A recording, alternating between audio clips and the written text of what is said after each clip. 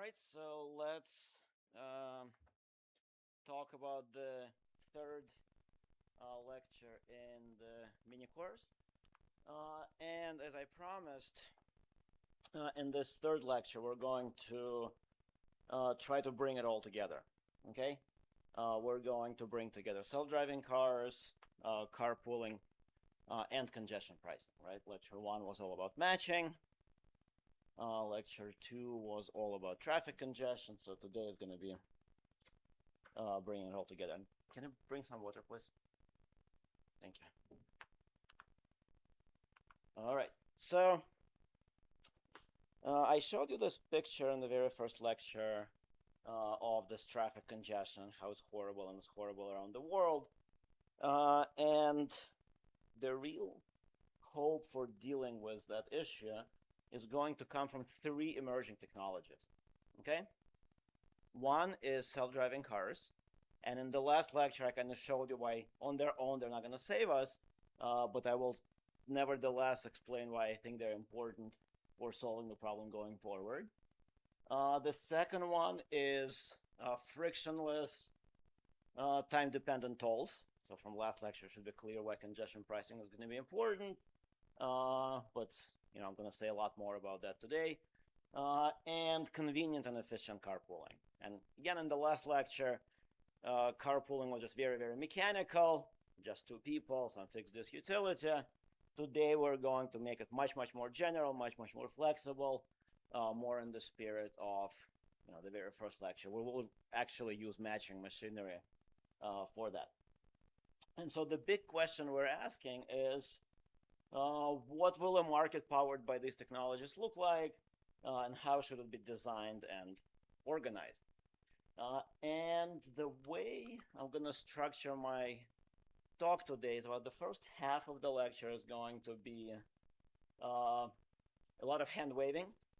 So I'll just explain with examples and pictures and things of that nature why these technologies need to be considered together rather than separately.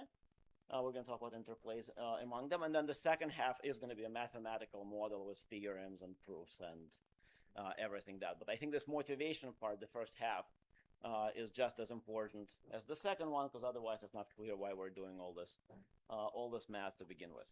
All right, thank you.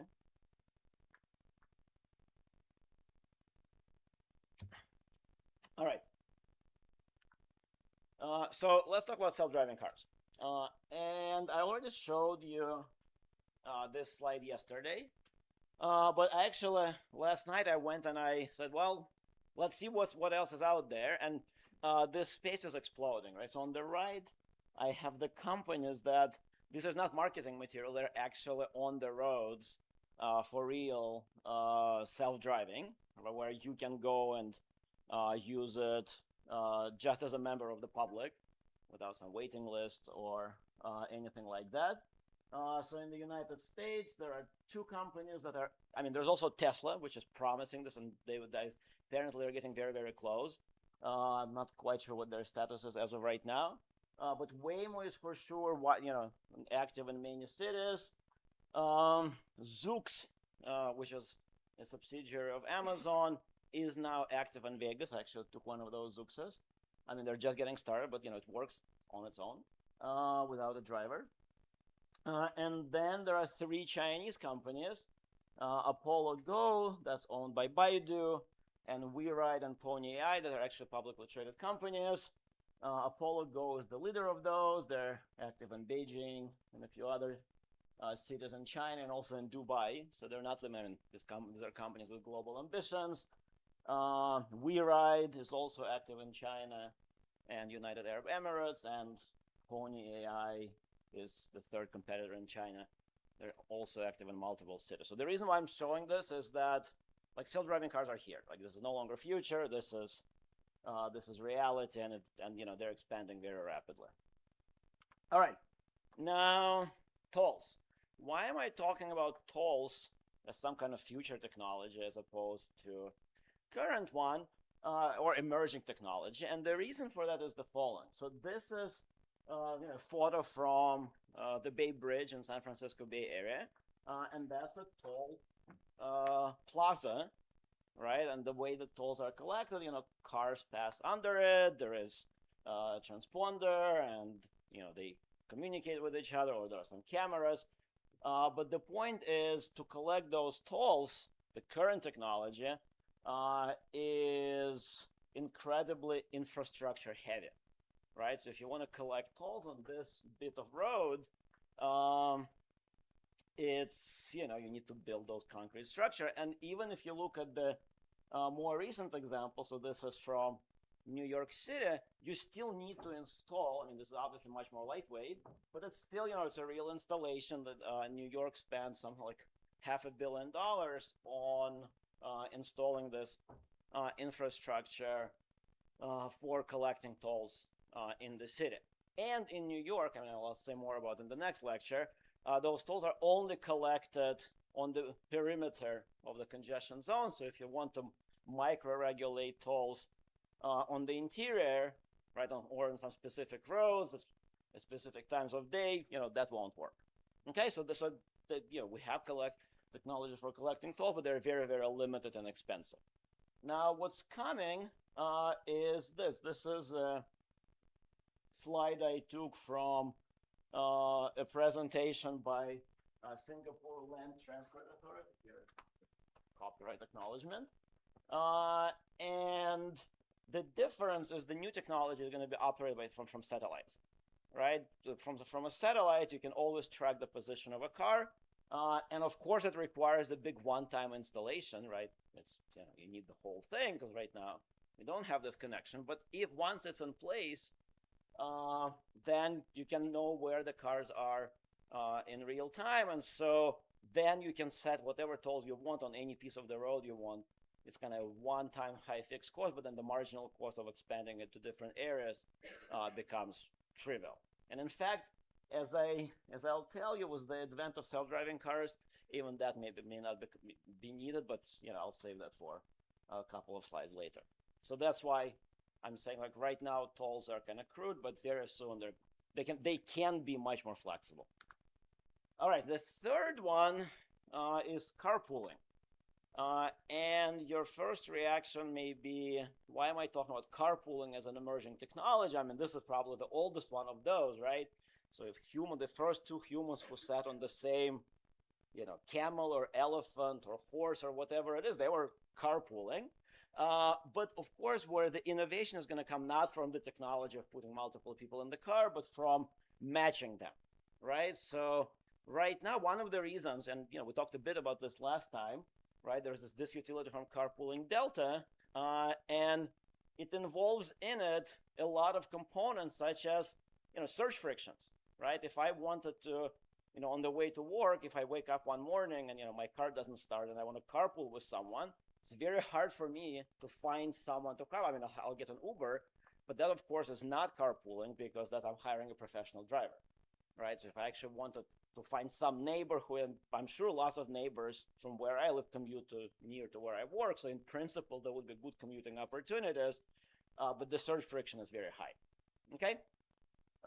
And there are apps that have tried and so far unsuccessful. I mean, just maybe a little bit unfair because they have some partial success, but they're definitely unsuccessful in the sense of really being ubiquitous and widespread, and they come from different places. So one of them was Waze Carpool, where the idea was, Waze, the application that a lot of people already use, they said, oh, like, we actually know where everyone is, like, who is using Waze, so it would be easy for us to do this carpooling thing, right? So if when my car doesn't start, I want to carpool with someone going to work, I just set a ping, and then they actually know who is traveling those routes usually, so they should be able to find a carpooling partner for me. So they had some limited success, not huge ones, but then during COVID they just got shut down. So COVID kind of reset a lot of these things. There is this app Scoop. I actually don't know what the status of that app is, but again, it's not widespread. Where their idea was, it's like, oh, if people work in the same place, so suppose there is like a lot of people working at USP, right? So why don't we just roll it out at USP, and then everyone will at USP. At least we know that they're going to the same place, and they kind of trust each other. They know their coworkers, so that should be easier for us to find those matches. Another approach was BlaBlaCar, which those of you from Europe will know. It was initially started as a message board for college students to pull together for like long trips. If you're going for holidays, home, and you want to find someone to share, guests with. And it worked over long distances because people would go through the hassle of finding for a ride match, when it involves a lot of money. But once it came to shorter distances, they tried to make it work, but again, people were not willing to go through the hassle. So it is a real issue. But one of the reasons I think that none of them took off is because we don't have congestion pricing. So where I'm going next with this is talking about a lot of this complementarities, which in the last lecture I already talked a lot about this particular one, right? The complementarity between congestion pricing and carpooling, why you really need to have them together. I'll talk about more complementarities in a moment. All right. Before I talk about more complementarities, I just want to add one more thing, which I briefly mentioned last time, but I want to re-emphasize again, because with self-driving cars, I think that's going to be really how we solve all of these challenges. With traffic congestion, carpooling is not just two people going together, right? So there is another thing that people are trying to get off the ground are these van pooling platforms, where you put multiple people in the car, right? Not just two. Now, what's different? Like at some point you say, oh yeah, like you're reinventing the bus, right? And the reason why I'm not reinventing the bus, the difference is, buses or trains. I mean, obviously they're valuable, right? Like at no point where I were proposing, shutting them down. But they take really a lot of people. They really make a lot of stops along the way, and they're kind of very inflexible, right? Like they don't adjust in real time. Bus routes do not adjust in real time. Whereas here, with these van pools, which are, by the way, again, these types of services are common in a lot of developing countries, actually. Sometimes they call it intermediate public transportation. They go door to door. They don't take a lot of extra stops. They're completely flexible. They will go wherever you need them to go. And we'll see in a moment why we think that's going to be a big part of the whole picture. All right, so let's talk about, so I kind of talked about this technologies individually. So why do we think that, you need to, so we're going to have this unified model, so why do we think that you need to think about all three of them together? And I'm going to talk about pairs of those technologies one by one. So first one that I already briefly talked about last time, right? It was in the last lecture 2, and in this transportation book by Ken Small, and that's the equilibrium effect of self-driving on road demand during peak hours, right? That you get self-driving cars, and now it's this picture, the slopes went higher, and all the benefits get completely offset. Here is a quote from Elon Musk, of all people, right? He's building self-driving cars, and yet he's warning us about this. A lot of people think that once you make cars autonomous, they'll be able to go faster, and that will alleviate congestion. To some degree, it may be true, but the amount of driving that will occur will be much greater, and actual traffic will get far worse, right? So that's sort of the concern we discussed last time. But that's not, and the way to fix it is through road pricing. But that's not the only complementarity, right? That's kind of the economic complementarity, but there are also logistical complementarities. There are a couple of them. The first one that, once I say it's kind of obvious, is the tolling infrastructure, right? I talked about this stuff and this stuff and even this stuff. With self-driving cars, you don't need any of that, right? The self-driving car, almost by definition, knows where it is at any given moment in time, right? So you don't need any additional physical infrastructure to implement any kind of tolls you want. right? I mean, you need the legal framework and everything else, but in terms of actual physical infrastructure, you need, like, it's zero, or almost zero. Like maybe you need like servers to process messages back and forth, which is like it's a big deal, right? Because again, New York just implemented their scheme, and they had to spend $500 million just putting a bunch of cameras around the edges of the city. Now, the second complementarity, logistical complementarity, that may be a little bit less obvious, is user interface. So think about, suppose, who knows how rich and dynamic those tools are going to be. That's sort of a bit of an open question for the future, but suppose they really are very dynamic, very sort of time varying, and et cetera, et cetera. And so people would want to know, what the current prices are. Right, so that's actually kind of annoying. Like, so you get in the car, you're right now with the car that you drive, and you have to, like if I go to a new place, right, I get directions, but if I go to just this regular commute, I don't necessarily want to have to open the app every single time to see what the current prices are, right? That's kind of two things. Now, with self-driving cars, if I'm hauling a car anyway, if I'm entering my destination anyway, it might as well show me the options for different routes and different departure times with the prices, right? So it's kind of unified interface for getting a self-driving car and getting the tolls. And by the way, that system for hauling the car, the operator can optimize on my behalf as well, right? So there is like a lot of UI benefits from doing them together rather than each one separate. All right, so that's the first complementarity.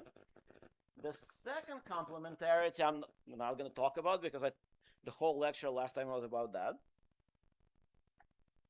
All right, it's the complementarity between carpooling and road pricing. So that's kind of the last slide from the main slide from the last lecture.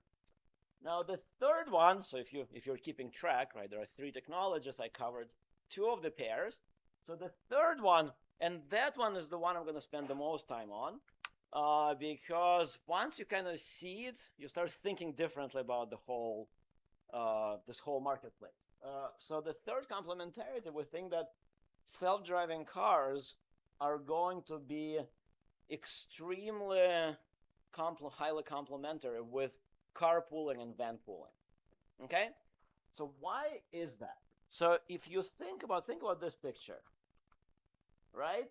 So what's special about this picture? Well, I guess these are pools, but if you think about this one, but if you think about Via, there is still a professional driver in that vehicle, and professional drivers are very expensive, right? The reason why public transportation has those huge vehicles is because we're trying to share the cost of the we're trying to share the cost of the driver across many people, right? If we didn't have to do it, we could easily have much smaller vehicles, and that's exactly what we can achieve with self-driving cars. Once you take the driver out of the picture, you no longer, it's still, if you're going from Tokyo to Kyoto, you still want to take this fast train. That's like huge density. It's going to be hard to beat.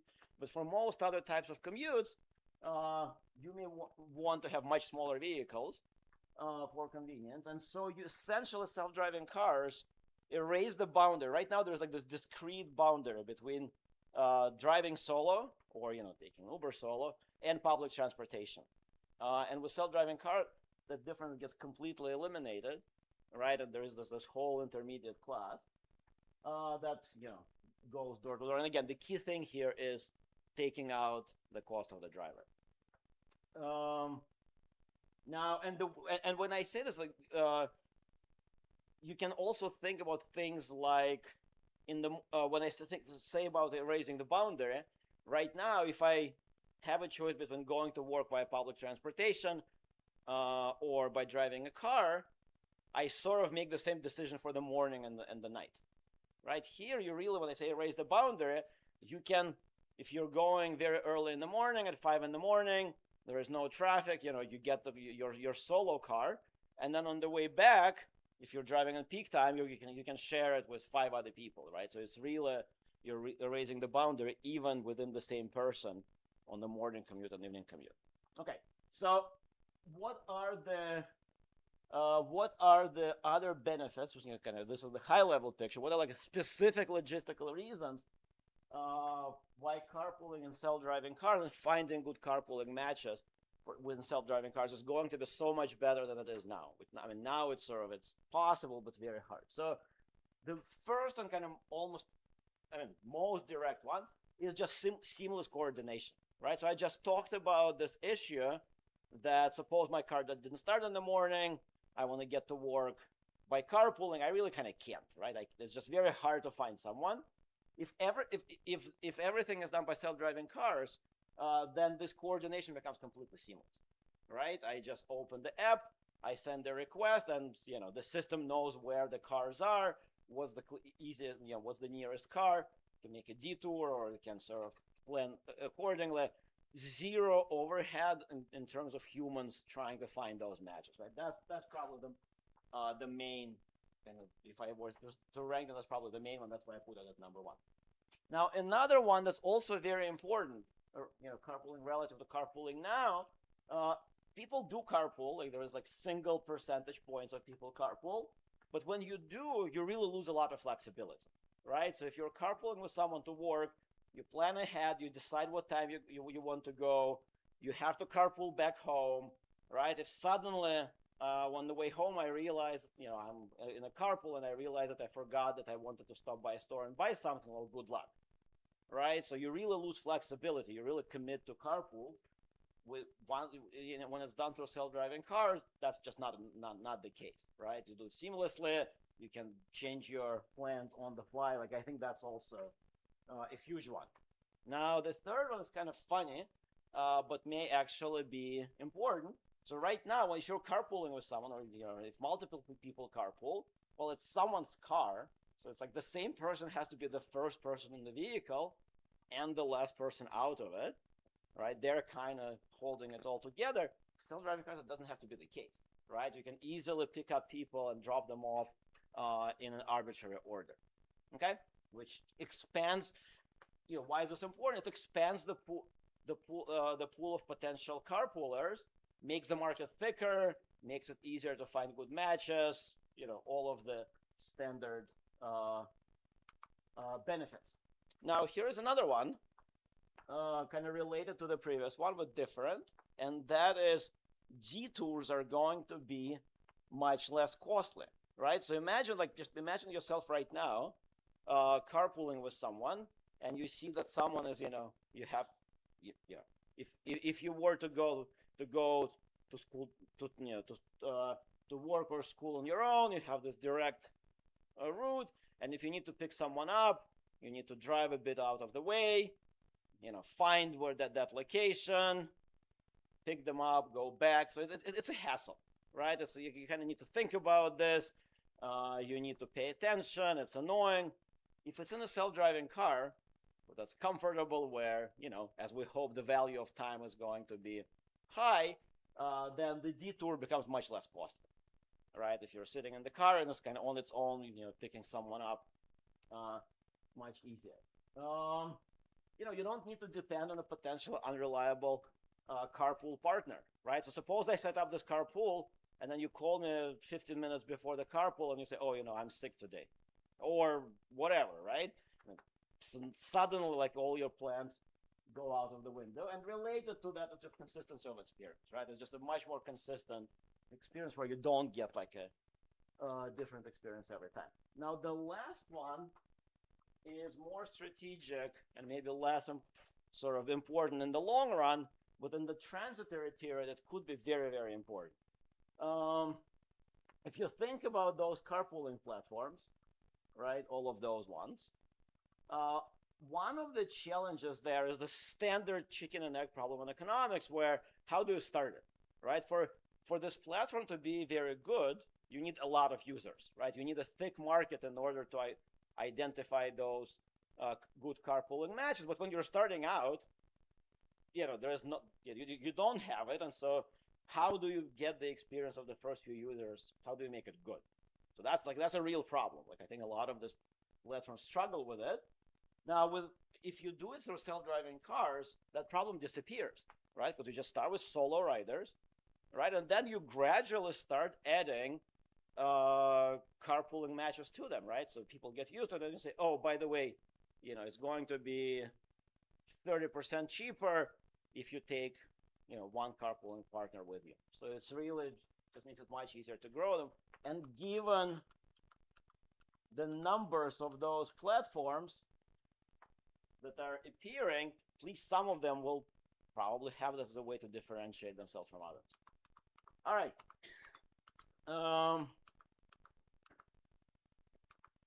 Any questions, comments, impressions before I get to the math part of the talk? All right, everyone wants to do math. Let's do math. Yes?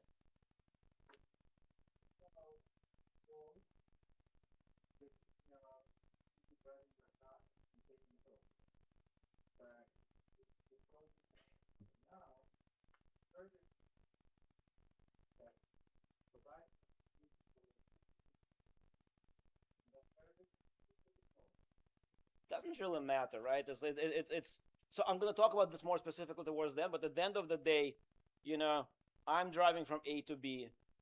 I'm using up some resources, both physical resources of the car and then the tolls, and then whether I pay all of that directly or through the platform. So in a sense, we're sort of going to assume like a competitive market among those platforms.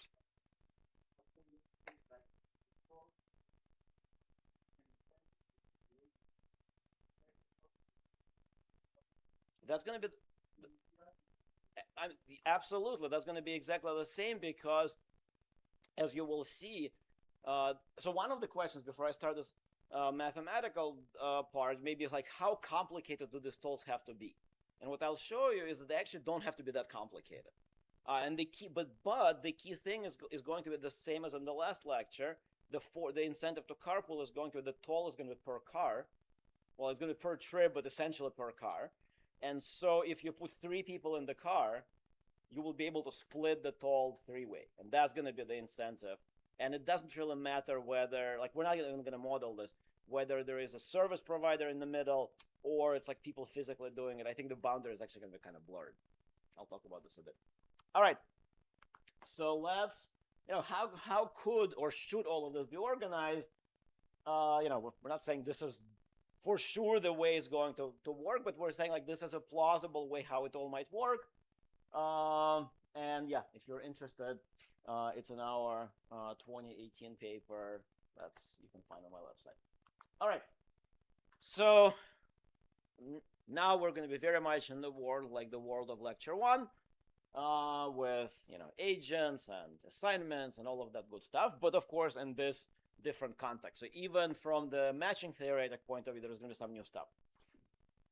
There's going to be a finite set of riders, 1 through m. Okay.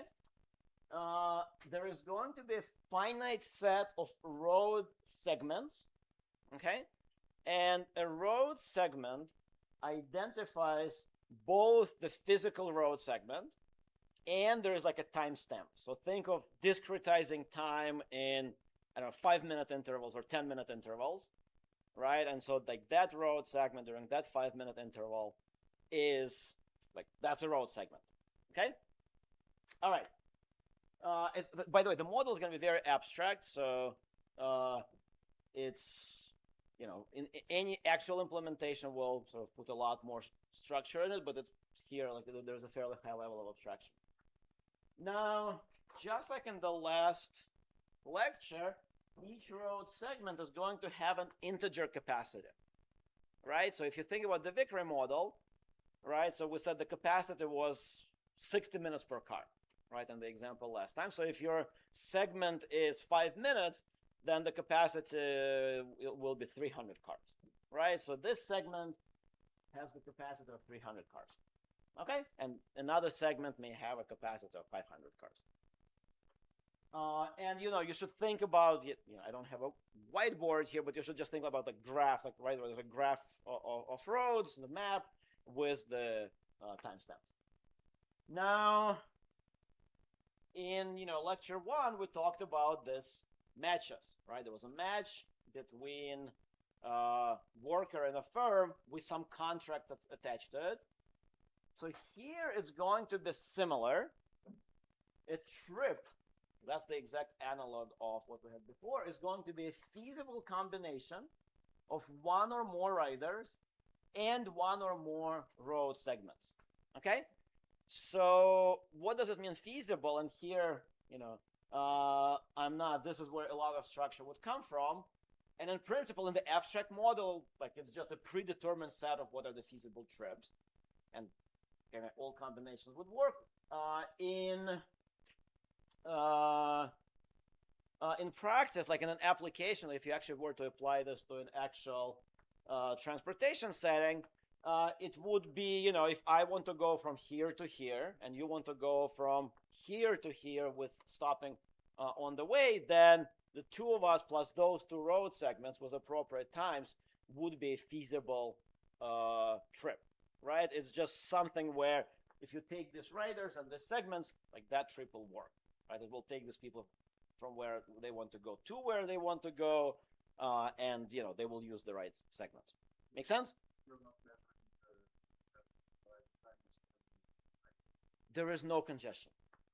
There is no that's the beauty. There is no congestion, right? We're just going to say, look, we're going to set the price to ensure that there is no congestion.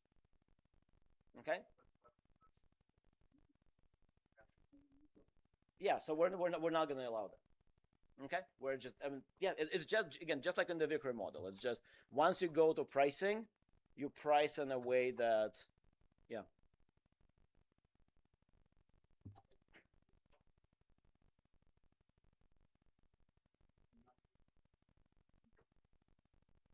So the cost, the monetary cost, I'm not getting to yet. Okay. Now, what you're thinking is maybe the time of the trip. Okay. So here is our mental model again, because we're all so traumatized by real-world traffic that we start thinking about all of this. And it's kind of like, it reminds me, I grew up in the Soviet Union, and there were lines everywhere, right? And you say, oh, like when we model the economy, part of the decision is like we have to model how I mentioned to you yesterday, how the queues work and how people optimize. You're like, no, this is like the wrong way to think about this. Once you have correct prices, those queues disappear, right? And if you think about roads, so the mental model you should have is, think about a highway. Like, when it's empty, you go at a certain speed. And as long as there are not too many cars, you're basically going at the same speed. Maybe not literally the same, but close. Now, at some point, you start slowing down, but that's the capacity, right? If you actually look at those curves that transportation engineers estimated, the speed at which the road reaches maximum capacity it's not quite, so it's an approximation, but it's a pretty close approximation, right? So on the highway, I think like the max capacity was like when the cars are going something like 55 miles per hour. So it really is when you're, as long as you're below this QS, like you don't really care how many other drivers there are, which is, again, it's counterintuitive because we're all kind of traumatized by traffic. So most of the traffic you see is way above that capacity, and below the capacity, there is really not that much externality. Okay, all right. Again, it's an approximation, but I think it's a very useful. That was one of the decisions we made when we were putting the model together, and that just simplifies everything dramatically, and it's a fairly accurate. Like if you look at those curves, it's a fairly accurate approximation. That essentially, up until the capacity, you don't care how many others are on the road, and then like you can't go beyond capacity. All right, so then each trip has a physical cost associated with it, and think of this as just gas, electricity, some self-driving, actually most of them now have some safety driver kind of remotely. They kind of, one of them operates usually 10, 20, 30 rides. Whatever the cost associated with this trip are, that's just C of T. Now, each rider has a valuation for every trip that involves him or her, right? It's going to be VM of T. And again, this is a very abstract model. So notice the space of possible trips is huge, right? It's like really kind of combinatorial. Who you go with, what time of day, or which roads. Of course, in practice, only a few of them will be relevant and practical for this person, but, you know, we're, for now, just abstracting away from that. Now, importantly, for each M, and again, this is very much, we're building this on the standard kind of matching framework, like a lot of this thing is going to be familiar. For each M, there is an outside option, which is a trip that only involves one rider, M, and no road segments, and gives M the value of 0 and cost 0. So think of this, and this option may mean different things in different settings, right? Maybe you're just not going anywhere. Maybe you're walking. Maybe you're biking, but not kind of on this road. Maybe you're taking a subway, right? So all of those could be outside options. The key is you're not using any part of this road network, right? You're not taking up any road space. And, you know, for different people, it may be different. We normalize this outside option to 0. Okay? All right, so now we can start building up our matching thing. First of all, an assignment is a set of trips A such that each rider is involved in exactly one trip A, right? So assignment will just break those riders into trips, okay? And of course, I already mentioned, you know, trips can be of different sizes, right? It's almost like a coalition formation game. But there's going to be more because they use road segments. It's not just an abstract coalition formation. Now, we're going to say that an assignment is feasible, and this goes back to this point about road capacity and no traffic. The assignment is feasible if for each road segment, the number of trips in that assignment that include that road segment does not exceed the capacity of that segment. Okay? All right. And the social surplus of an assignment is exactly what it sounds like. You just add up all the valuations of all the people involved in this assignment, and you subtract the physical costs of those trips, right? Importantly, notice that up to this point, I still don't have any prices, right? Everything up to here is just about kind of the underlying physical reality, and the social surplus is just, you just add up everyone's utilities from, you know, their trips and subtract the physical costs. Okay? Where we're going next is how can we support it? How can we produce something like this? Okay? All right. So what we're going to do is, it's kind of analogous to all those matching models I taught in lecture 1, because if you think about like even Shapley-Shubik matching model, you know, one-to-one, the simplest possible one, kind of what they show is that if you want to achieve the optimal assignment, right, the assignment that gives you the highest possible social surplus, you don't need to sit there and optimize some giant matrix of values.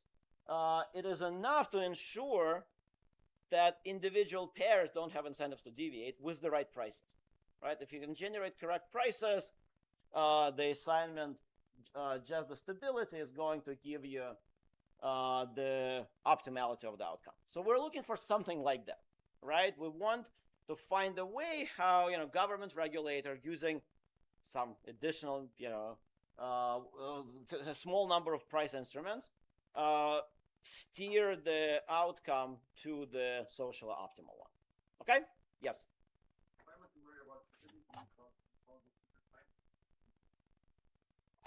Why don't we discuss when I actually get to that? Okay, there's going to be a bullet point about stability, and I'm going to talk about exactly that. Okay?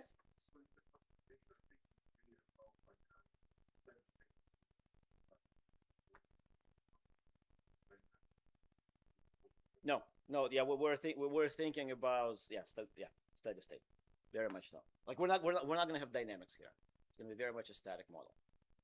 Again, it's going to be exact parallel to Shapley-Shubik, for example, where like, okay, this is the optimal matching. Like they're not thinking how it's going to get formed, how it's going to evolve. It's just like here's, yeah. Which, by the way, I'm going to get to this after I show you the second theorem. I think there's a gazillion of questions like that here that would be interesting to study and think about and answer. I think there's like just a ton of important questions to work on. All right, so in this framework, so now we're introducing prices that are going to be a way to support kind of these optimal outcomes, right? Because as we all know, like if prices are zero, if roads are not priced, you're not going to get this nirvana, so optimal, optimal social assignment. People will exceed capacities. They will go all on the same road at the same time. So we're actually going to have two vectors of prices here, okay? And I'll start with the second one. I should have flipped them. So the first one, which is going to be kind of obvious already from what I said, is going to be the vector of tolls imposed by a regulator. Now, importantly, each toll is going to correspond to a segment, right? So ex ante, you may think, oh, I need tolls like for different trips, like it should be a very complicated set of things I do. Maybe like I should give discounts for how many people are in the car. Like its principle, the space of monetary instruments the government could use could be huge. And we're saying, no, we're not. We're going to keep it very simple. It's just one toll per segment, okay, for a vehicle. Now the other one is going to be how much each rider pays for the trip. And that's actually how we started. Where we started with this was a much simpler example. We said, suppose that there are 3 points on the graph, A, B, and C. There is one rider who is going from A to C. He picks up B on the way. He picks up the second rider in the middle in point B, and then together they carpool to point C. Okay? And suppose with the tolls, the cost of that is $10. Right? How should they split this $10? Right? Should it be 5 and 5, but then one of them goes longer? And then we kind of realize that no, you actually have to look at the entire, just like in Shapley-Shubik, right? You can't say how we should split the value we generate from abstract principles. You actually need to look at the entire market situation. Is going to be the same thing here. And this vector P is going to be essentially that how much does each rider pay for the ride they get. Okay, so one sec. I'll get the question in a moment. So the dimensionality, again, to be clear, the dimensionality of P is the number of riders. So each rider pays one price, and the dimensionality of R is the number of segments. Yeah, that would be a trip. That would be a trip. Yeah. So the trip in that example, the trip would be the 2 riders and the 2 segments. Yep, exactly. All right, so an outcome, and now we're really trying to stick with the kind of matching theoretic language. An outcome is the assignment. All right, what are the trips that get formed? What are the prices that individual riders pay? And then what are the tolls that the government imposes? Okay, so now we're going to start talking about properties, what we want to put on those outcomes. So the first 2 are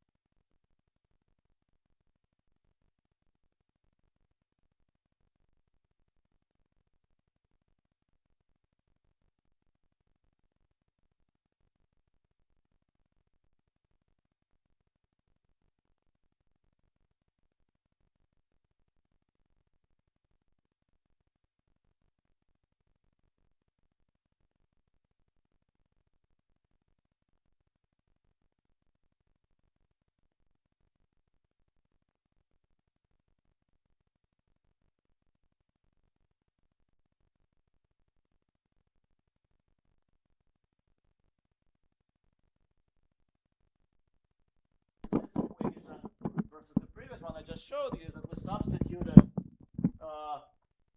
that thing over here.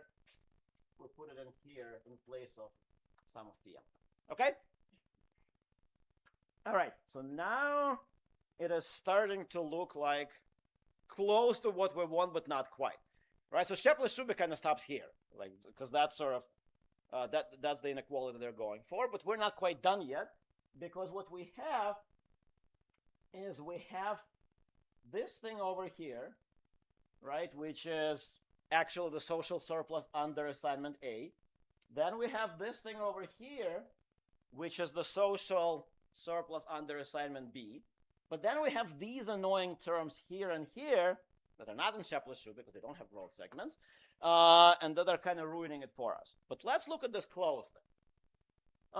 If we knew that this thing is greater than or equal than this thing, then we're done, right? Because what we want to show that this, the first two terms on the left are greater than or equal than the first two terms on the right.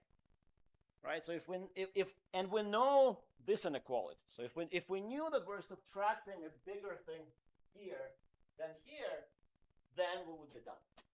Okay? Turns out we know that. How do we know that? Well, we know this from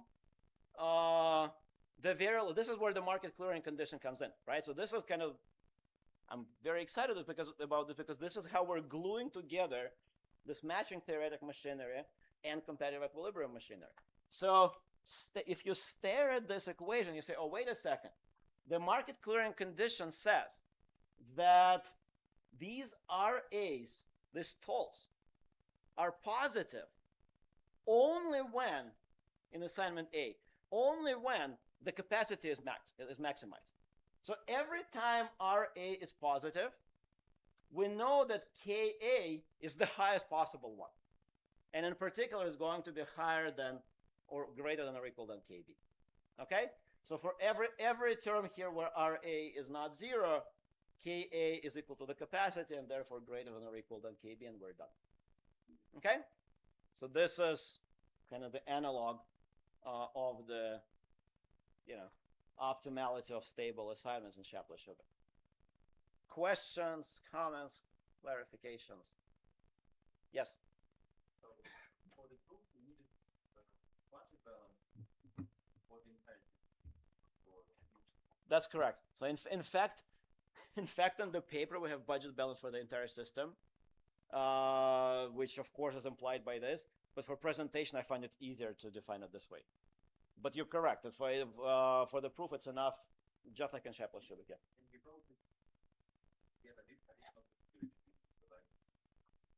Not really, just like in Shapley and Shubik, because of stability, it's really equivalent, right? Because of stability, the moment you start trying to cross-subsidize them, you're going to have a block. So it's like with this condition, this way of defining budget balance is exactly equivalent to, okay? All right. Yes, 2 questions, yes.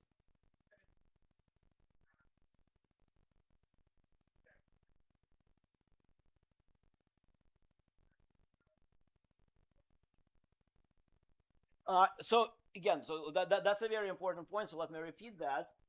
So you could, but the key is by the market clearing condition, right? So we know that. So we know that this outcome A that we started with satisfies all 4 of those conditions. And in particular, every time you have a case where the capacity is not maximized, which is entirely possible, but in those cases, the toll has to be equal to 0, right? And so every time you have here, for every term here where this is greater than this, R is going to be equal to 0. Because both of these have to be under capacity. Okay? Yes?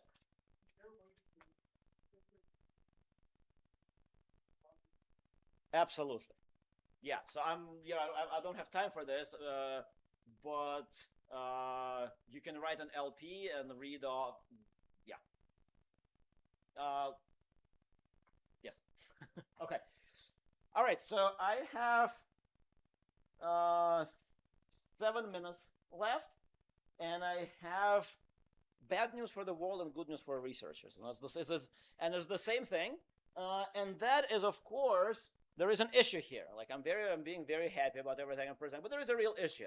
The real issue is that this magical outcome that satisfies all 4 of those may fail to exist. Okay? And the easiest way to see it, imagine we have a roommate's problem with like 101 riders. And everything is free, but each car can fit 2 people. Right? Just like in the roommate's problem, you're not gonna get a stable assignment. Okay? Now, what we do in the paper and what we appeal to is that we say, well, let's look at an approximation, right? Here, you have large numbers. There's lots of riders, lots of everything. So what if we allow trips to be divisible? Okay? And kind of mental, that's what we have in the imagination. We say, well, then we define this notion of a quasi-assignment. And basically, we allow each person to have 1/3 of that person go on one trip and 2/3 of that person to go on another trip. Okay? And then we extend everything the way you would imagine. So you need to carefully make sure that things add up in the right way. But that's basically what we do. And then with that approximation, you can show that this quasi assignment is guaranteed to exist. Okay, and also satisfies the property I just said. Now I'm gonna skip the proof. In the paper, we prove it through Kakutani fixed point theorem, which I actually like because it doesn't actually rely on linearity. So in principle, you can have richer types of utilities. But you could also prove it by just writing a big optimization problem and reading all of these P's and R's as appropriate terms, in which we actually have done too. Okay, but not in the paper, but kind of when we're thinking about applying. So what are the takeaways? Well, how do we think this maps into reality? And the way we think it maps into reality is the following. There is a lot of this. It makes the job of the government pretty straightforward, right? Instead of trying to optimize this super complicated thing, they just, we will price the road, and probably in practice you will price them a bit higher than the market clearing one. Like you don't want to get into these edge issues. So you say, well, like if this theory would predict that I should set this price at $10, let me set it at $12, right? This way you're guaranteed that you're not bumping against this capacity constraint and not running into the issues that traffic is really slowing down. Then, very importantly, you allow these carpooling markets to self-organize, right? This is where you say, you know what, Uber and Lyft and Waymo can figure out ways to match people. But, regardless of whether, or some people may still use their self-driving car on their own, right? So this model does not preclude the possibility of someone owning their own car. And they just pay those tolls. Now, it's also easy. What's nice about this framework is easy for the population to keep the government disciplined, right? Because you say, wait a second, if you're charging high tolls and the road is empty, you're not doing the right thing, right? So that's actually, that's really it's a really powerful framework in both directions, right? So you can really guarantee that. And then this takeaway is not really from this. I'm cheating a little bit. This is more from the previous lecture, but obviously, but you can show this in the distribution model too. I'm sure that you really want to reduce the disutility from carpooling as much as possible, right? And so both legal frameworks and everything else. Okay, I want to do one last thing. I have 3 minutes left, so I'll do this super quickly. I won't even go into the numbers, but I think it's important to bring up because it clarifies something. We were confused a bit until we kind of deconfused ourselves. But there's a common confusion. So here is a quote from the Wall Street Journal from 10 years ago, where they say, oh, like the amazing thing about self-driving cars is that instead of being parked, they can keep driving all the time. Okay, so the quote says, the absurdity of our century-old approach captured in one statistic. The utilization rate of cars in the US is about 5%. For the remaining 95% of the time, the cars just sit there, slow, awful, casual, etc. Okay? So that sounds like very compelling, except that it's wrong. Okay? It's wrong and it's irrelevant here. And then let me first explain very quickly the intuition, and then kind of why it matters for what we're doing. So the point is, it's actually like, if you think about, a roll of paper towels in your home, like that roll of paper towels sits unused 99.9% of the time, but we don't think of this as a cash burn. Why? Because you kind of use it up before it has a chance to kind of degrade on its own. And if you look at the cars, it's actually very similar. So it is, if you look at kind of when the cars, like, do cars die of old age, or do they die of usage? And if they were dying of old age, then this point would be true. But if they're dying of usage, if you utilize them a lot more, they just die faster. And the only difference that from higher utilization is time value of money. So we do this very simple exercise where, it's in the paper, where we said, well, for a given interest rate, for a given cost of the car, let's see what the per mile cost of the car is, depending on the rate of utilization. And basically what you see is that if the rate of utilization is really low, like 5,000 miles per year, so the car is going to die of old age, and then there is really a benefit from higher utilization. But for most people who own cars, at least in the United States, in like, maybe not in New York City, but like most of the country, and the same in other places worldwide, where for people who drive a lot, they drive, more than that. And then for them, it may make perfect sense to actually own those cars. And this is my last slide. So the two implications of this, two last takeaways. So there is actually, for those people who drive a lot, there is a very limited cost of reduction of using this as a service instead of owning their own cars. So in our framework, we think what's going to happen is some people may continue owning their cars, because why not?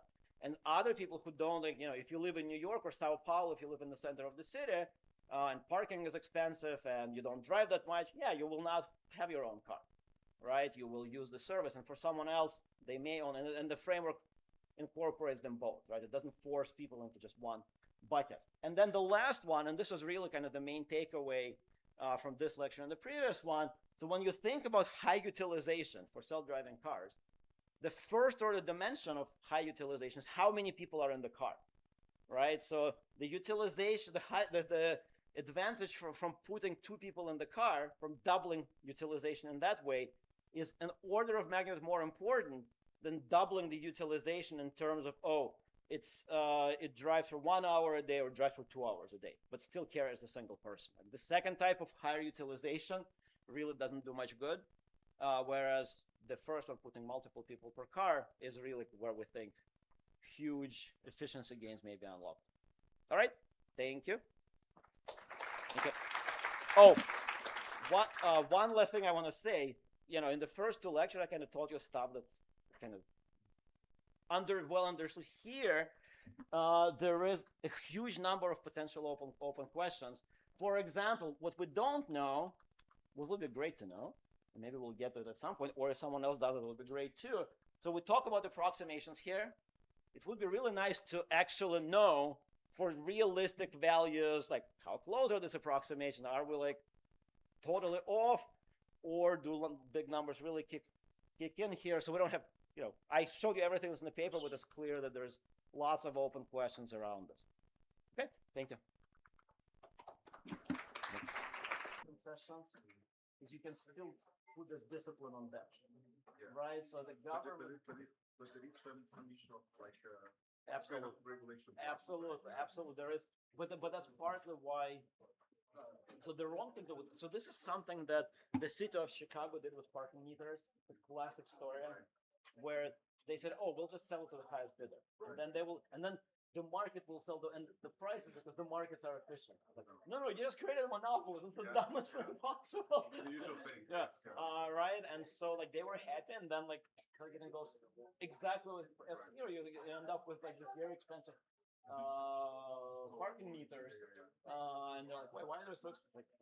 And they didn't put anything in the context. So this is actually something that part of the reason for writing all of this is like, look, when you're doing these concessions, make sure. Absolutely. Oh, there's like, look, there's a gazillion different. And this also last point, high utilization in your model, you don't explicitly consider that the fact that the people react to the fact now it's easier to drive. Well, so that one is more from the previous lecture. Okay. That one is like I think this bullet point is like the first one is. Think about the kind of moral hazard kind of spec that you're building your model, right? So according to the design view, you're gonna overuse or underuse some role. Your model can even test this kind of reaction, kind of. Well, you can't overuse it, right? Right. I don't. Yeah. So I think I'll tell you where there is. Well, because in your case, like just when you reach the capacity. Yeah. But suppose that you're not. There's a matter of Yeah. So congestion that like is intensity. It's not like the total thing, right? I think so. So the way I think about it, and again, this is, as I said, this like I think this is a very bare bones sort of skeleton, and there's like a lot of meat and muscle to put on it. But the way I think it would be in practice, like you estimate like the engineering capacity, let's say it's like 1,000 cars. Right. Then you will say, okay, for my purposes, I will estimate capacity of like 900, right? Because I actually don't want to get to 1,000 cars. I'll have, or I will monitor. Sort of, I have some service guarantees where it's actually reaches like 900, like 99% of the time, like because you know you have like accidents and like it's like the world is stochastic. So in practice, we can do some of that. No, Yeah. So but again, as I said, I really do think that there is something like right now. Right. So the 100% of yes. That's the thing, right? Yeah. So, That's right. That's right. So everything, yeah, and it's gonna eat a lot there. right. But there is kind of observability, some kind of I mean, I think the danger you first said where they just kind of. I mean, back against the regulation problem, so the central problem you're thinking that the problem understand the real cost of MEPs as a segment of the group. No, they don't need to do that. So the C's, that's very important. They do not need to know those C's, right? Because again, like let's put it this way: suppose you have a benevolent but not very sophisticated government. Right. They can still do this, right? That's the beauty. If they're evil, but but if they're benevolent and not very sophisticated, you basic. And by the way, that's another thing that we plan to do. We haven't done it. Where like you start at some level. Like I think the basic thought on Montier will converge, right? You start at some level, and then you see, oh, I have too much traffic here. Let me start raising the price, and then you see, oh, here I'm, exactly. And here I'm charging a low price. I'm charging a price, but the road is actually kind of empty. So I should start lowering. So I think that's basic. Like it's a very I don't have formal results to prove this, but I think intuitively it should work at least. And what's nice about this, what I like about this traffic setting, I mentioned it last time, is that and it repeats every day. Like there are some other settings where, like when they were designing spectrum walks, they had to design them right. They basically had to sit there and just like think hard for a year and think through every possible problem. Whereas here, it's just you set the tolls and then you see, oh, like I didn't think like that particular corner is like totally messed up, and like you're like, okay, let's adjust it, and then you sort of in that level. Yeah. Okay. Thank you. The definition of the set of fields, you include there a person driving his own car. Absolutely. Oh yeah, that's very important. That's wait. Yeah. You need to be just one whole system in order to. Absolutely. Yeah, that's exactly right. Yes. Let me see where I say that. The trip is it. Yep. See, we even specify one or more. It's very. I completely agree. I completely agree with you. And one or more block segmentation. Oh, that's a mistake. That's a mistake because we do allow a trip with 0 road segments. Like this special. There are no cars. There are no cars. There are no vehicles. Think of a vehicle. It's a trip. A vehicle is a trip. Yeah. So here is what I swept under the rug because I ran out of time, but very perceptive. So what we don't model is okay. Here is the trip. Here is the car that started the trip, and then it ended the trip. So what happens after that? Okay. So yeah, so we don't model that, and the reason, so that's one of the reasons why we have this part here. So we basically say the car can wait for the next trip, right? Because waiting for the car is like you don't need to try to go for utilization, that's very high utilization. Instead, the car can just like hang around and wait for the next trip from that location, which in practice, again, I think in this initial it may not be the case. In the long run, because like they're not going to be that much more expensive to even now. Like you look at like the cost, because you look at the physical cost of self-driving cars, and most of the components that are expensive, it's all intellectual property. It's not like they're using some complicated materials. It's all like the costs are dropping very fast, so it's all like the cost is not going to be that much higher than a regular car, and so it's not going to be very expensive for them to wait. Just like my car when it sits on my driveway. There's some things maybe it would be missing that I'm not sure if it's very important. For instance, exactly what happens with the cars. Are they parked? Are they? Look again. I'm sure once you let's put it this way. There's clearly more intermediate steps to go from here to actual running implementation. But I think that kind of this framework gives you. And I mean, another thing you can do, which again I think you can show this result. Maybe we'll include some of them in the paper, right? If you want to generate some surplus in order to in like just commission the profits, or so you can always include like in various places here, right? You can say like, oh, budget balance means that they paid that plus 10% more, right? Or something of that kind, right? And then all the inequalities will adjust, and then you're within like 10% of all. Okay. Excellent. And I see that in the paper you don't cite so that's that was in the early draft. If you look at the later drafts, we cite those. So if you look at on my side there, and actually now we cite a bit more. I don't remember which version, but we first put it on paper because we didn't know anything about this literature, and then we started sort of adding. So yeah, so now we're yeah. That literature they take people that people continue. They don't say it, but it is a continuum. They use a continuum. Yeah, so here we cannot do that. That is what you do when you create your proof system. I think that's right. So let me tell you why we did it this way. So this result theorem 1, I think it's very important on its own. Yes. Right, for discrete, because we say, look, like this is not a property of continuum. Like you get this, so and this gives you a lot of intuition for how this works and what's going on. And then when I need to prove existence, then I do continuum. But what I mean is okay, because the usual literature in rotation. Well, it's okay if you're thinking about the literature, but I'm thinking about actually taking it. And I really do think there is a question, which that literature doesn't really answer. Let me tell you why continuum is. It also depends on how you do continuum. So here we actually do it like if you just said, oh, I have a bunch of points on the node, and in each point I have a continuum of people. So that would not work. The reason why that would not work is because then each person would have like an ideal carpooling partner, right? Then like each person, you're just like, oh, you just carpool with with your identical copy. And here that's not so. We're careful like when we do this approximation. It is a continuous approximation, but it still maintains this that you will be carpooling sort of with. Is it more like when happens models of split choice? It's a little bit, yeah. It's maybe.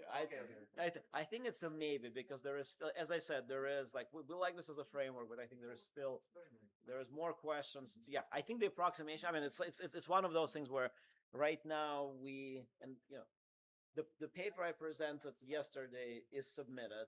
This paper we're now revising, so we need to, but we want to submit it sort of soon. Then the paper tomorrow, I'm presenting tomorrow, I'm also finishing. After I submit those two, then I'll go back to thinking about, because it's like, it's always tempting to work on new things, but I'm like, I need to finish those papers and send them and get them published. Okay, thank you. Yes. Yeah. Yeah. Probably. Probably. You tell me. Go work. I don't know. I'm sure. I'm sure. No, no. So I think, so when I, again, this is an incredibly abstract model. So I think what one of the things that gets me excited about not just this paper, but kind of as an opportunity for other people to contribute is precisely, like, I think this gap, right, makes it very important to actually, because like on one hand, we have an incredibly general framework, right? We put no structure on the road network. We put no structure on preference, completely abstract, right? And in this very abstract setting, we get this theorem. So that, like, I'm happy about that. This we get for a very strong, very abstract setting. But then the existence we kind of don't get. We only get this. So that leaves the gap. And then I think for this gap, you say, okay, if I actually assume some reasonable type of preferences and some reasonable something, you know, then this approximation, how close can I get to like actually like quantitatively? So I think that's where like a lot of interesting work can be done. Yep. Yeah. Thank you. Yes. No, it's okay. I just need, I cut myself shaving and it doesn't stop bleeding, which annoys the hell out of me. No, but it's okay. That's why I really played it. I think the project that might be this. No, it's okay. I was just kind of wondering what's the distinction between carpooling and public? I think in this framework, there is, honestly, in this framework, I think there is no distinction. I think where the distinction may come in is we really think of each trip here as kind of this discrete object. And I'm not sure we can still do that, because like if you think of public transit, like there's a bus that goes from here to here carrying 1,000 people, and then here's another one carrying 500 people, and these people go from here to here. Like then I think the notion of a trip becomes kind of too big. And like I mean, I guess, yeah, because so you'd have to be the bus as an element of that as well as its own kind of road. Yeah, but so let's put it this way: subways are definitely not part of this. Buses, I think they're kind of. I mean, you just need to be careful. But I think, but that's sort of what I said. This is, I mean, it really requires kind of rethinking of how we think about the setting. Right. So that's this slide right here. Right. So that like once you have self-driving cars, I think there is really no distinction between solo driving, 2 people carpooling, 5 people, 7, or a bus, right? It's all just and by the way, it's going to endogenously give you the right thing, right? Because if you're driving from, you know, if you're going home from a bar at 2 in the morning, you're going to go on your own, right? And that's fine because you're not going to get free because there's no congestion fee. Now, on the other hand, when it's rush hour, 8 a.m. in New York City, yeah, you're not going to drive, and probably not even in 2-person carpools, right? You will probably have 6, 7, 8, 20, like depending on what, if you're going from one very populated place to another, maybe you have a really big bus. So, which by the way, we're starting to see. Like now that New York incorporated congestion pricing, there is now this, I forget the name of the company. I need to go look at it before tomorrow. That's running buses from New Jersey to Manhattan. There's much of it. Was very happy about congestion for obvious reasons. Yeah. Yeah, no, exactly. That's exactly right. But again, the airport shuttle, it should be, it's on like it should be a lot more, right? So right now, you're splitting the cost of the driver, but you're not splitting the massive cost of the negative externality you're imposing on everyone else. Like there should be a lot more Uber shuttles. Like I haven't done the math. It's actually hard to do. But like, what's the actual price if I'm taking a cab from LaGuardia to Manhattan? What's the like at 4 p.m.? I bet the externality I'm imposing on others is like way more than what I'm paying for it. So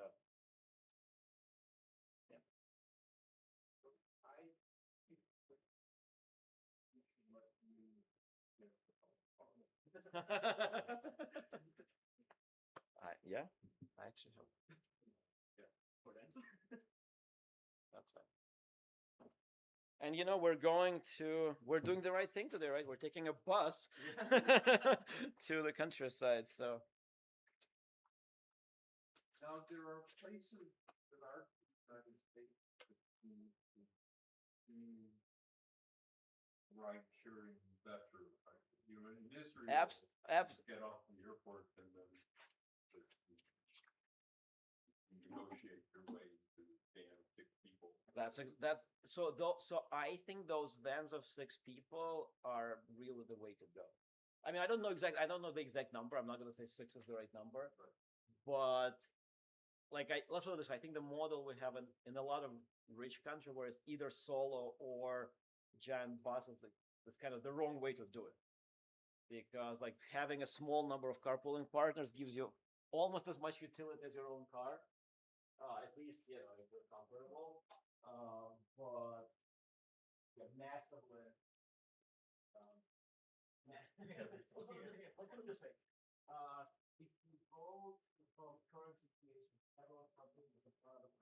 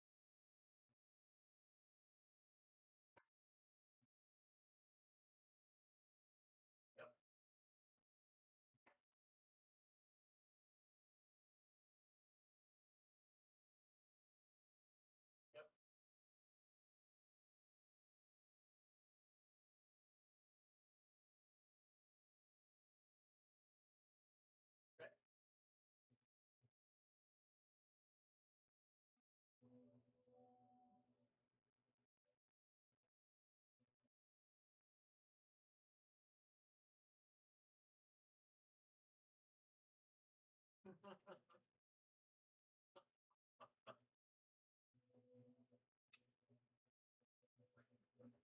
know, this was, when I got them, like, oh, that's blast from the past, that's like. Yeah.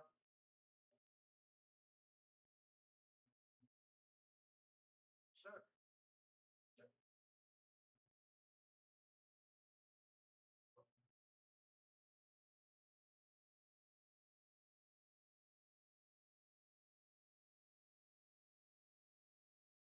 Yeah, so, yep. Okay. Yeah, so let me I'll give you a slightly longer answer than what I would give as a sort of the hostile environment, but just because I would put up some context, and actually the longer context for in the 1990s, uh, there was, and when I was born, there was similar confusion about treasury auctions. So treasury auctions, they have multiple units for sale, and they have a couple different formats, and one of them is a uniform price auction, which is basically you see what the highest losing bid is, and everyone pays that. Okay, and the issue is there are also multiple units, right? So we're not selling just one treasury, we're selling multiple treasuries. And there is a proud tradition of famous economists, Nobel Prize winners like Milton Friedman and others, saying, "Oh, this is it's a uniform price auction. Everyone pays the highest bidder's bid. Therefore, it's optimal for the bidders to bid their trade out." Right? So these things are complicated, and even like there's a distinguished line of famous people who were making this mistake. And that's not my observation with you earlier. And of course, enough. But the core issue is similar, and I'll get to this point in a moment.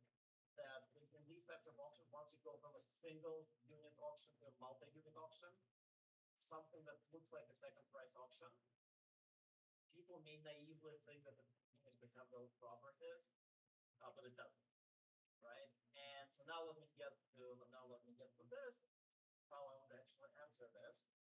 And that is, this goes back to when these auctions were just getting started, right? They were running both Google and Yahoo, and superficially, these auctions look like second price auctions. So it would have been easy for a naive advertiser. In fact, not even so naive ones. There was a lot of confusion and people saying, "Oh, it's like a second price auction. Yeah, there are multiple slots, but it's like a detail, and those details don't really matter."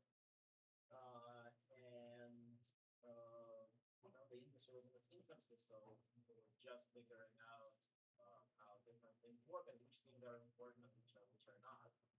That was actually everything.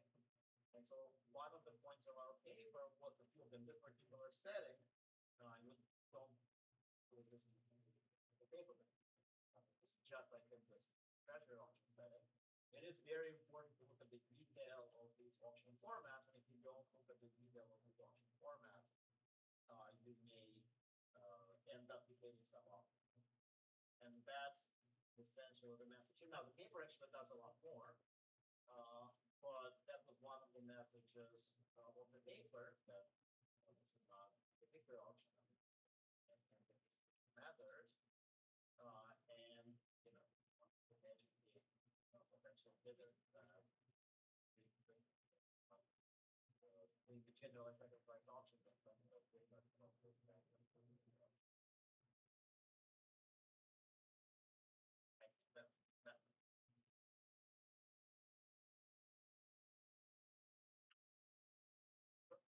that's correct.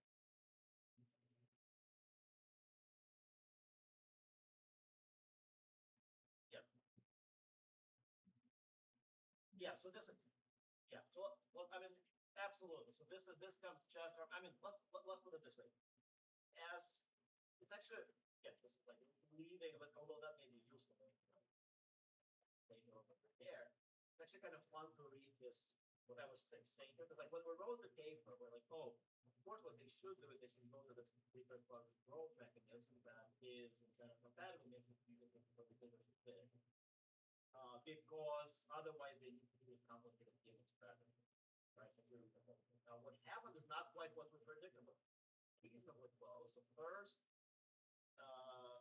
some places, including Google for some of their products. I actually don't know if you know this paper. There's a paper by Helder talking about both how they use BCG in some of their other settings and why they didn't switch to BCG in this setting.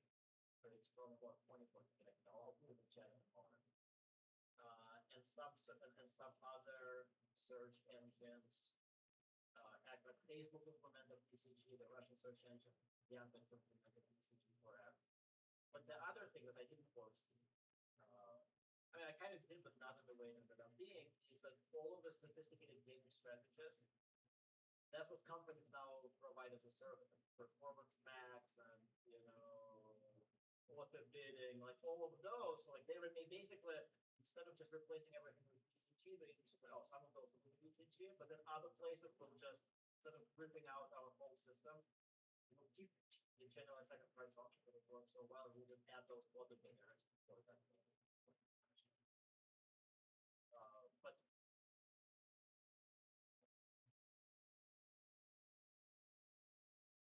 But sorry, just to add one more thing, but again, just to sort of add to it, like this paper and the whole thing was written when everything was way before that became a reality, right? It was just complete infancy of the industry, right? And like on some level, like no one understood. So the whole one part of our paper, like, well, we got some clarity on how these options work and kind of what they exactly were proper for the company.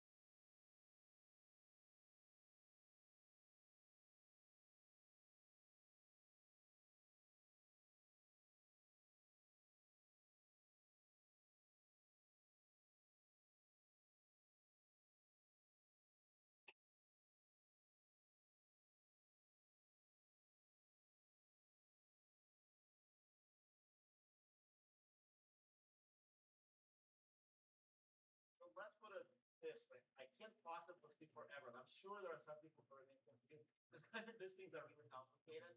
But I mean, one of the reasons why our paper, why this particular paper ended up being cited a thousand times is that I think after our paper, no one who was serious in this industry was confused.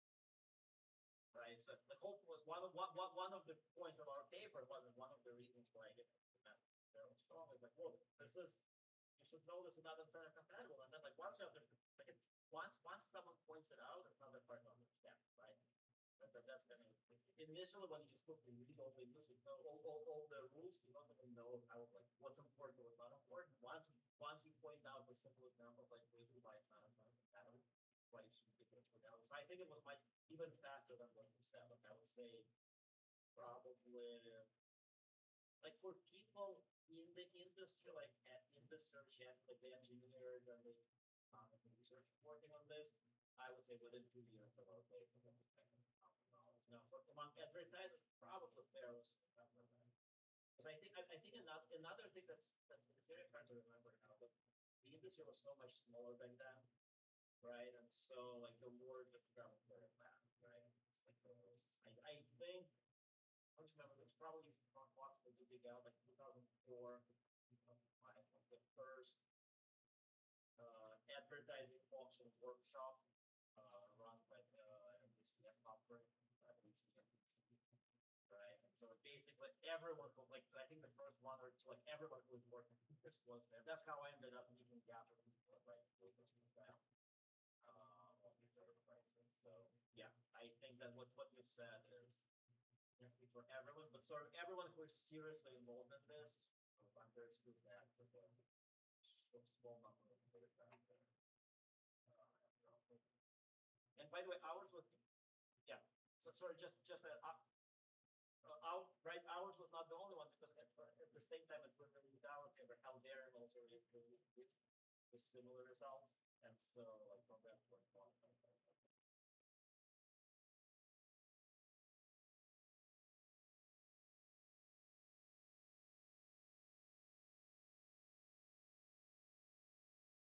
So my paper is the American Economic Review with Edelman and Schwartz, and so there are two variant papers. There is one from also 2007. I think it's International Journal of Behavior or something like that. And then the one that talks about, probably less relevant to this one, to talk about ECG and where and Google include ECG and where and don't do ECG. I think that's my point.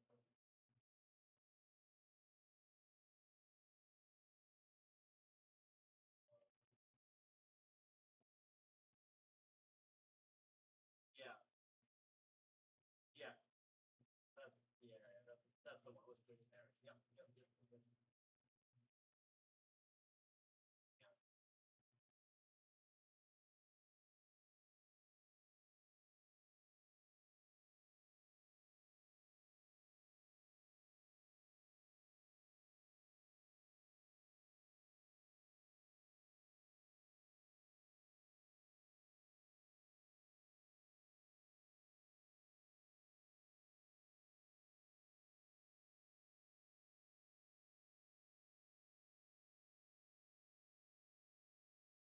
So when I worked at Yahoo, I mean, I worked very closely with Michael Schwartz, right? So on this paper, I don't remember if I ever ran into Robert Aragao. That but there is more. One second, there's that introduction.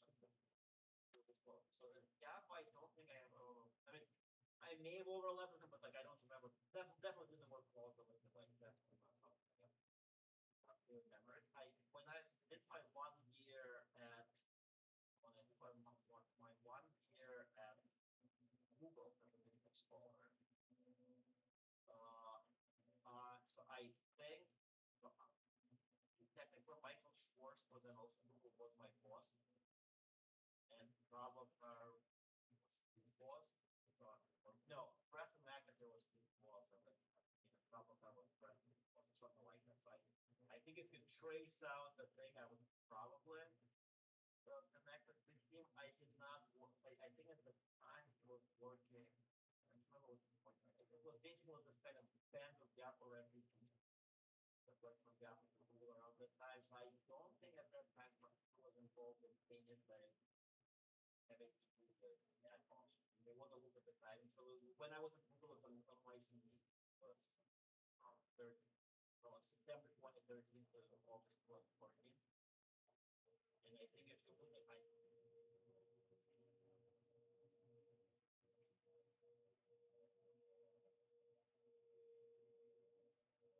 that's right. That's right. Exactly. I think that's right.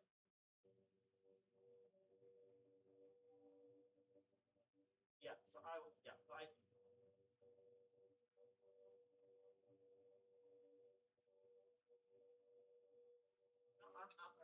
mean, probably, maybe, but I did not. So yeah. So I think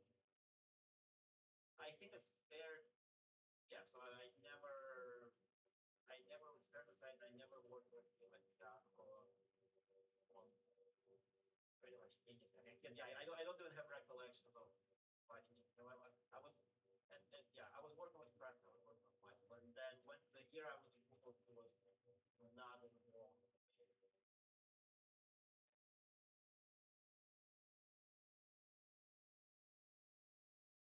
No, no. Yeah, I just want to make sure you have. Yeah, yeah, you have. I just want to make sure contact. Some you're like, oh my god, my Michael was from other four. Just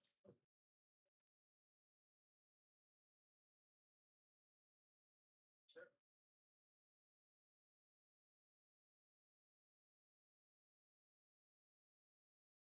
Yeah, I think it's the. I think it's the same thing, right? Where it's early. And by the way, I think like everything I say here, right? Actually, in the very beginning of this paragraph, right, it applies equally to people in the whole industry, which in that sense is a little bit hard, but they're using the same mechanism, kind of think of the same, like the same issues. I think for the reporter, it's more sexy to think of the quotes. I think like 2006 already, which is being done, yeah. But like the paper and the I was kind of about both, right? It's kind of about this mechanism that it was really more about the mechanism. But yeah, I think this is similar to what I said. They definitely use ideas of different options, but doesn't mean that it is a different option. Emphasize.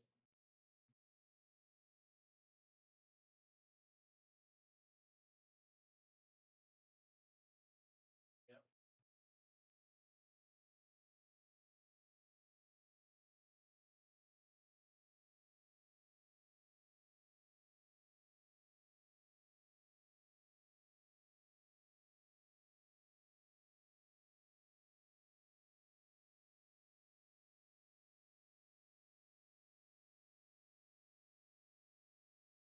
Right.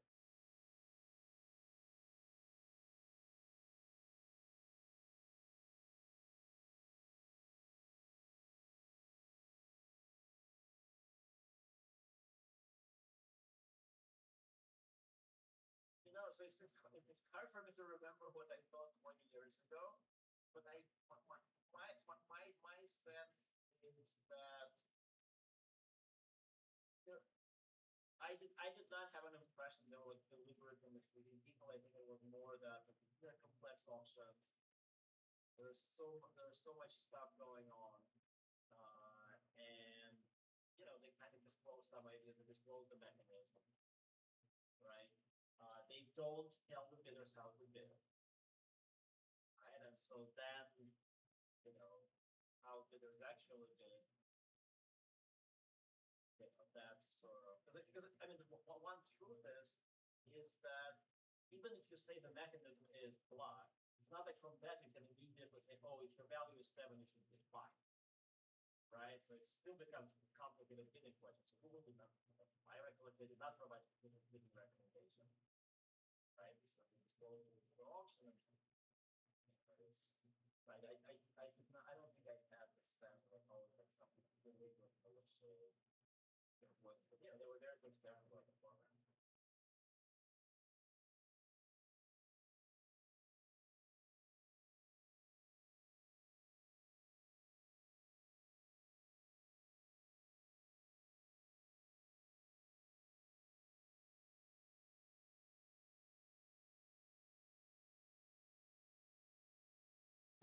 That's right.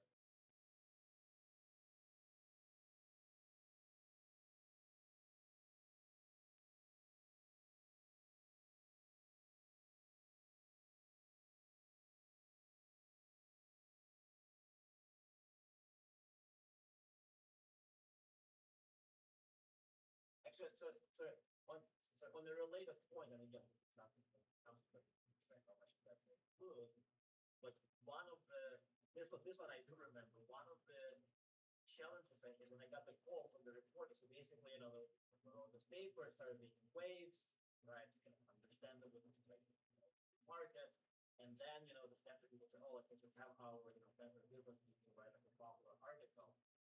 Like, oh, how do I tell normal people why they should care about this fine distinction between generalized second price auction and like different?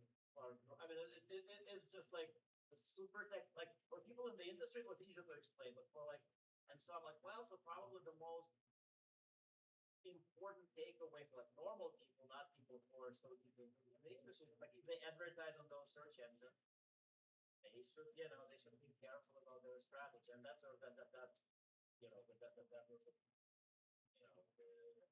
probably the most interesting point, most compelling, and probably the most important point for the general audience. That part of why that gets so much emphasis. Like the other technical parts, Formula 3 or Theory 4,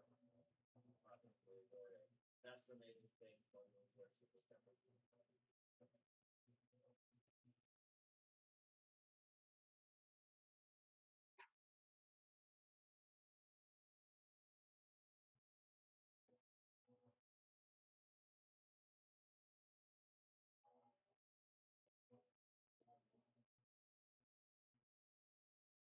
Okay.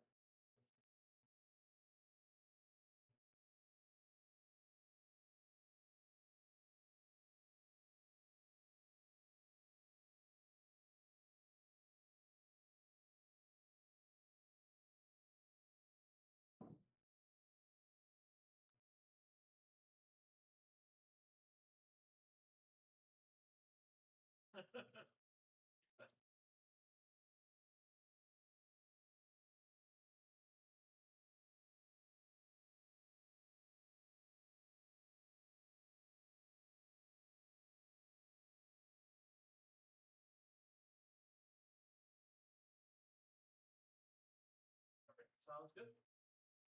Bye. Thanks for my next thing.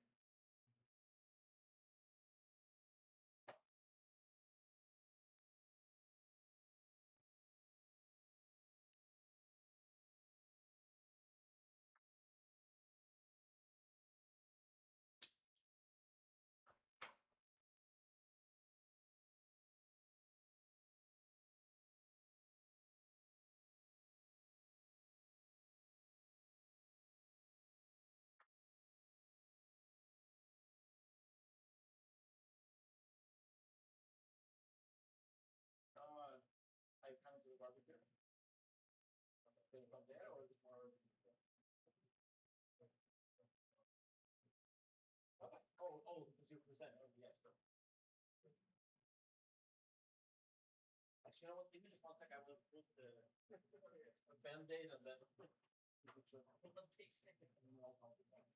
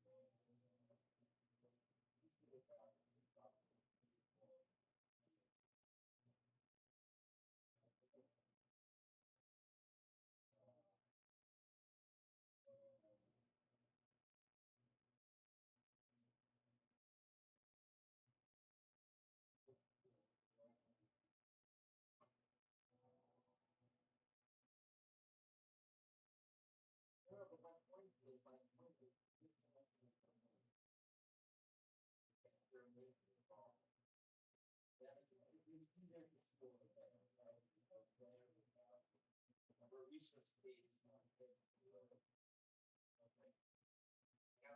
not presenting the expense of the I think it's more to stress that for the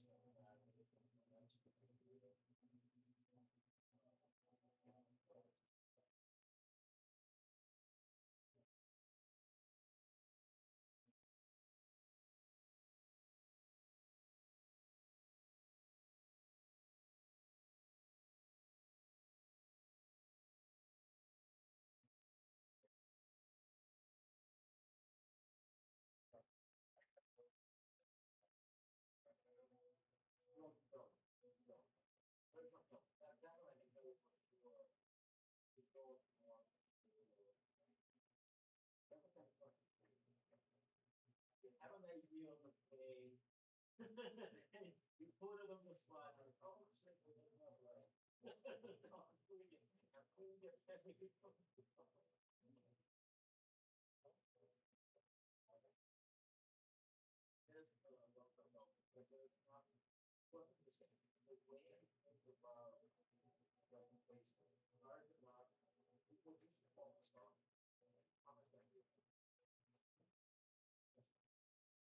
That goal is to mention what we need about this. Your goal is fundamentally right?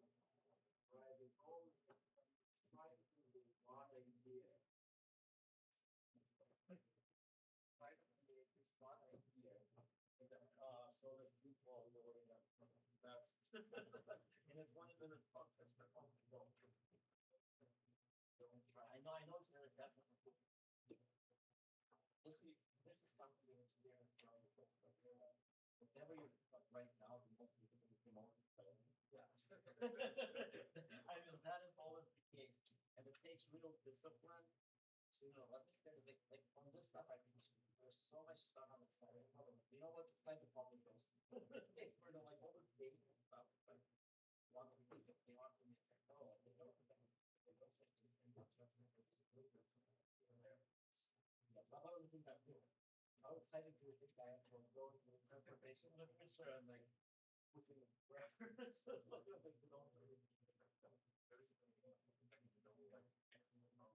Yeah, no, I understand. Yeah, but even that, what you can do is you can put this something in the slide. You have like I think it's like I think it's very well. 20 minutes off is not like if you think about the 20 minutes off, it's just an advertisement. But no one is actually put this in there. Clearly, there's some assumptions, but in the ancient families, no one will. Yeah. But that's and then if they then disappear from the paper. But they're not aware of the function. So yeah. No, not really like that part is a little more right. It's just not like 20 minutes. All right, I mean lowering is what my stuff. Yeah, so like no, just keep can I have more? Can I about the slide? Basically your minimal in this one is that is happening. And that means you're thinking about life and the one point you're able to but even that is not like that's nice.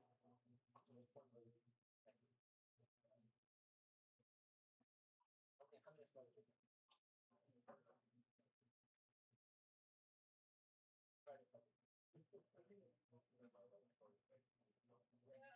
yeah, we'll deal with some time questions. All right. Yes, see you as well.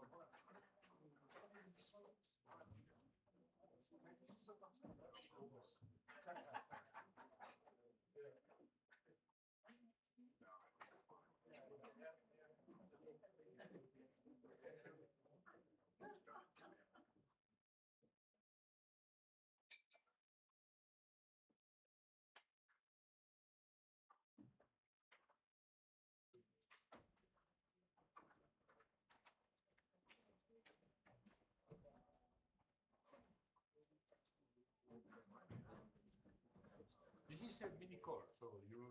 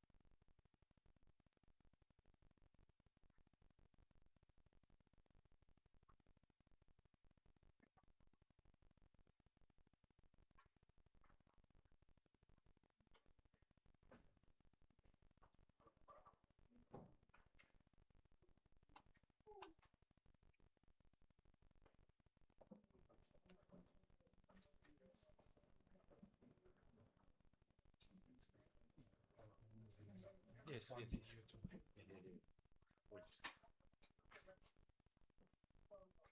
Sorry.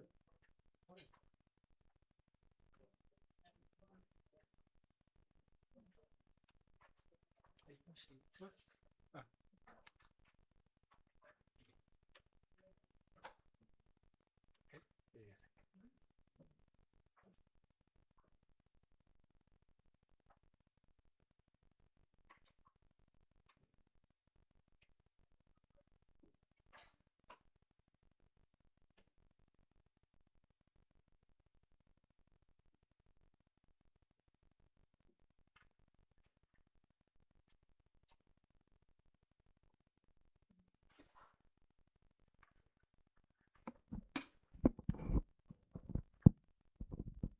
Okay, so welcome again to this applied game theory course.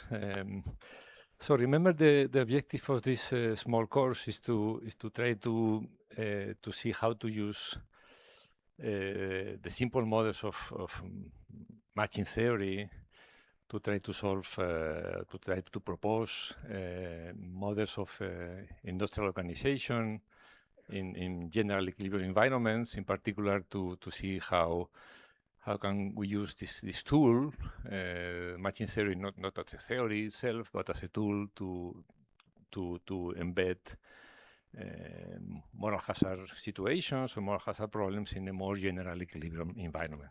And I will go through some simple models. So actually, these 2 days that we have left, after we have more or less see the basics of moral hazard and the basics of matching, is to propose you some very simple models of paper of how to do it. Okay, so again, the objective is that at the end of the day, some of you might be interested in some applications of industrial organization models, in particular involving asymmetric information, moral hazard incentive problems, and what to do with it.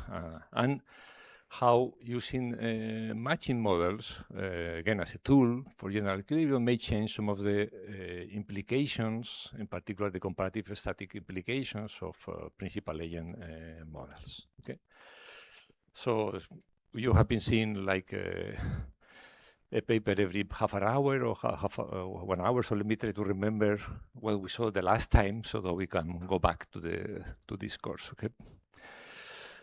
So we saw moral hazard the first day, basic model of moral hazard that we'll be using today and tomorrow. And yesterday we saw again the basis of the assignment game. Okay, so we also saw the marriage model, which is a model without transfer. I'm more interested in model with transfers, so where it is possible for people on both sides to transfer resources. And in the assignment game is a model which is, again, as I always tell, is very nice because everything works there. So we have the notion of stability. Again, remember, we have to clearly differentiate sides. Firms are workers, governments and firms, or professors and students, whatever. And in these 2 sides, when they meet, they produce a certain surplus. And this surplus can be divided. So we're in a quasi-linear world. When we look for solutions, the solution need to tell me not only what is the matching, so who is going to be matched with whom, but also how are they going to share this surplus. Okay, and again, the surplus can incorporate some idiosyncratic preferences with one another, etc., but everything in a quasi-linear manner, so that we can transfer whatever is gained to the other side. Now, what are the solution concepts in this world? Actually, we can pick and choose because everything is equivalent. First, the typical notion of stability, an outcome that is matching and the vector of transfer is stable if there is no blocking. So it's divorce proof. You cannot find one side or another that can do better together than what they are getting besides individual rationality, of course, right? So this is stability. But now the model is nice because you can also say, no, but I like cooperative game theory, I like the core. It's the same. You can define a cooperative game, characteristic function form, you define the core, it's the same. Great. Okay, I'm not a cooperative person. I like competitive equilibrium. Fine, you can define competitive equilibrium, and then the firms will be posting prices, there will be demand from the workers, etc. You define competitive equilibrium there. Still, everything works. You get competitive equilibria, and the set of competitive equilibria coincides with the set of festive allocations and coincides with the core, right? So everything works. You can choose your most preferred solution concept because they are all equivalent.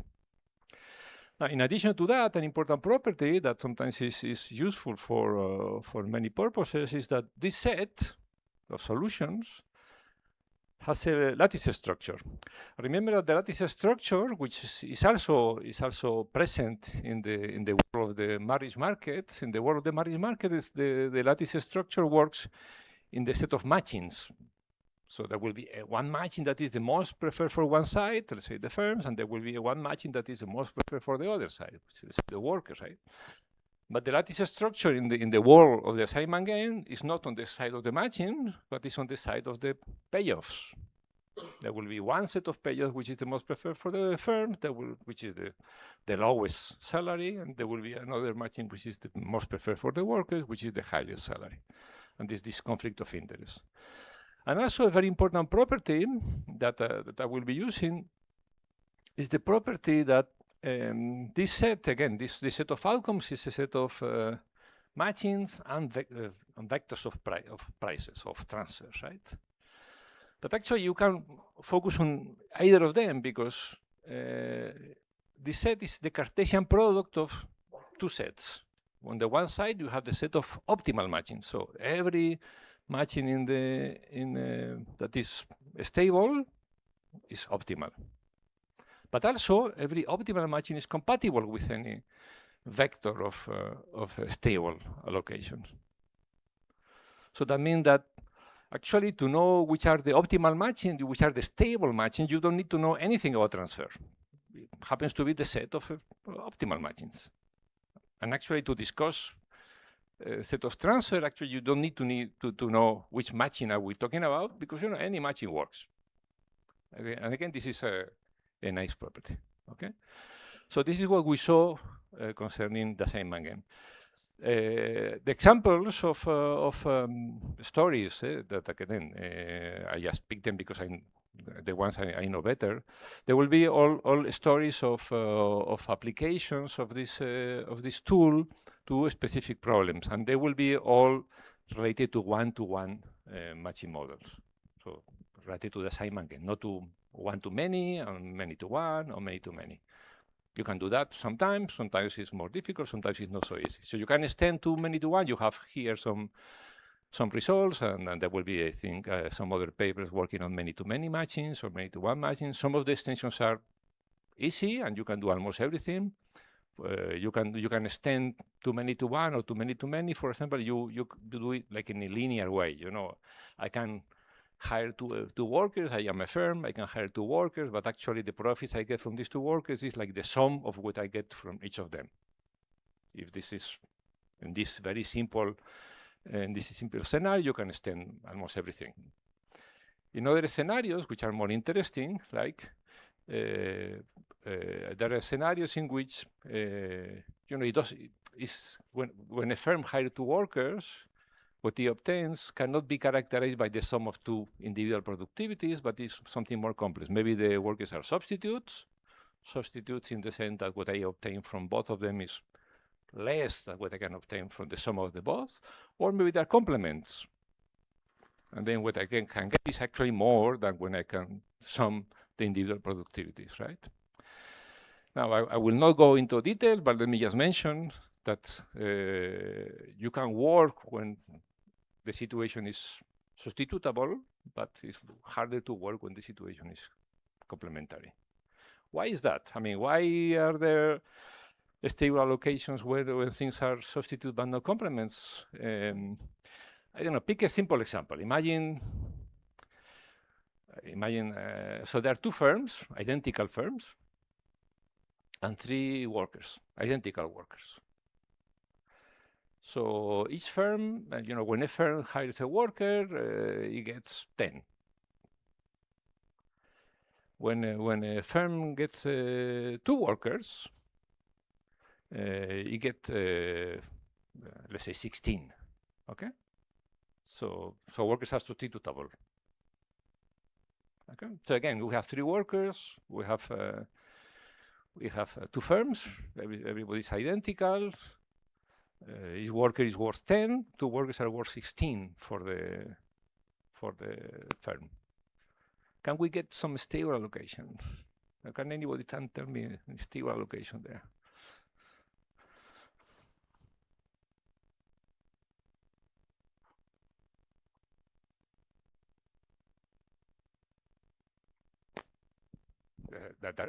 In this case, there are substitutes, right? So can you tell me prices and matching that would satisfy that nobody wants to leave, nobody wants to block? Some volunteer here.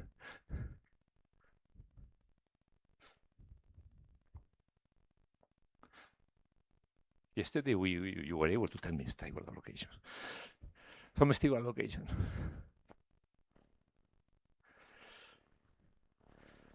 So imagine everybody gets 8. Every worker gets 8, right? Or 7, okay. So imagine every worker gets 7. A salary of 7. A firm is happy with 2 workers. Yes, he gets, he pays 14, he gets 16 as a. Would it be better with, no, maybe 8. So let's call it 8. Okay, let's say 8. So, anybody?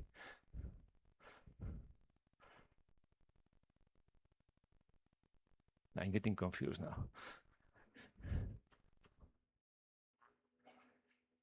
Is 8 stable? Why not?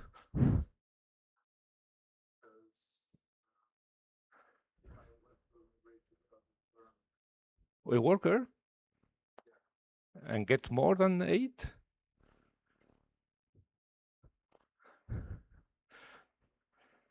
It is not stable. It's not stable. Anybody? Yes? Sorry? I think maybe you can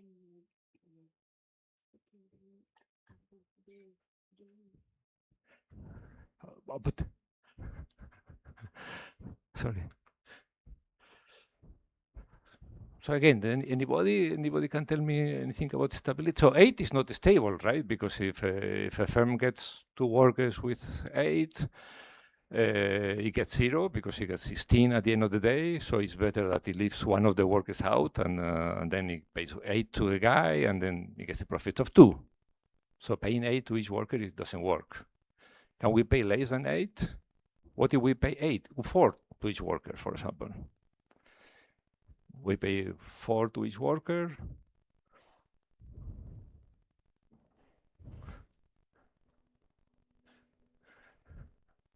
Everybody is silent today. Yes.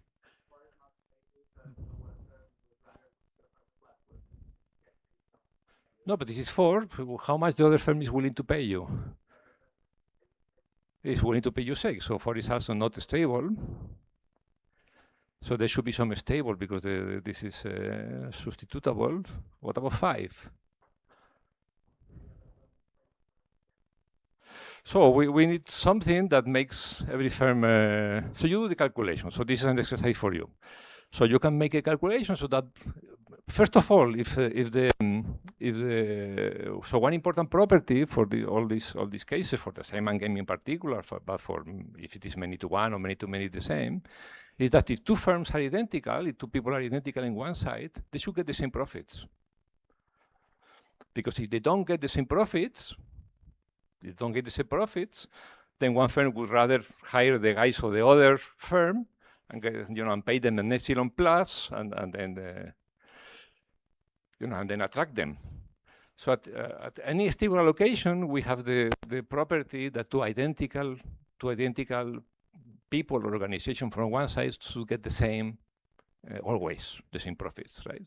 So we just need to calculate which is the level of salaries that make both profits identical, and then you get your stable allocations, okay?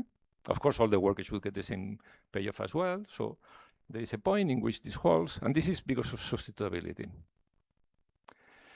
Now, imagine you get complementarity. So complementarity means, if I hire one worker, I get 10.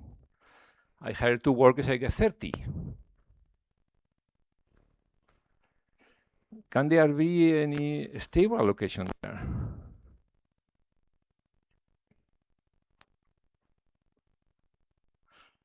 Can there be any stable allocation there? So again, we have the property of that 2 people from the same side or 2 organizations from the same size should get the same profits. So that means that, and the salaries cannot be larger than 10 because otherwise no firm would hire a worker. So the maximum firm is willing to pay to a worker is 10. If the maximum is 10, if the other is also paying 10, he gets profits of actually 10 because he pays 2 workers 10 each, and then and he's getting 30 out of it. So he gets profit of 10. There is no way in which one firm makes non-negative profits and the other firm doesn't get profits if all the workers are working the same, are getting the same salary. So that means that at the end of the day, you have complementarities. This is problematic because there's no way in which you can solve this problem. Everybody would like to hire more people, and there is no way in which you can do. So this is simple even for this simple example of three identical people in both sides, and in general, you can have, this is a famous Kelso and Crawford paper that introduced the many-to-one model, in which a firm may hire several workers, sorry. Workers may be as heterogeneous as you wish. In my example, they were all identical, but they can be as heterogeneous as you wish. Wages may adjust, etc. And when you adjust, the important property is when the wage of one worker rises, the firm does not reduce demand to the other workers whose wages has not changed. So if a worker becomes more expensive, you might still want him or not. But in both cases, any worker that I liked before, when the salary of this other worker raises, I still like them. I cannot decrease the demand for those. It may be the case that because of the salary of this worker increases, I rather go look for another worker or leave some of mine go. But the demand for those that I like cannot decrease. So this is the gross substitutability. Okay. Again, this doesn't happen with complementarity, because if the wage for one worker raises, I might avoid hiring the guy. If I avoid hiring this guy, maybe I will also avoid hiring some other guy, because they are complement. Okay.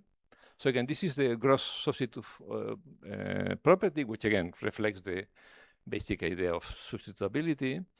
And you can actually make some ascending wage bit work to reach stable allocations there. Okay, so this is Kelso and Crawford.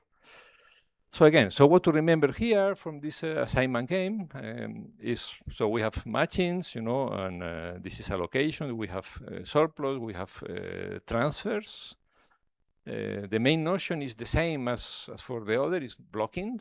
The meaning of blocking is different when we talk about allocations that involve transfer, and we only look about matchings, but it's the same story.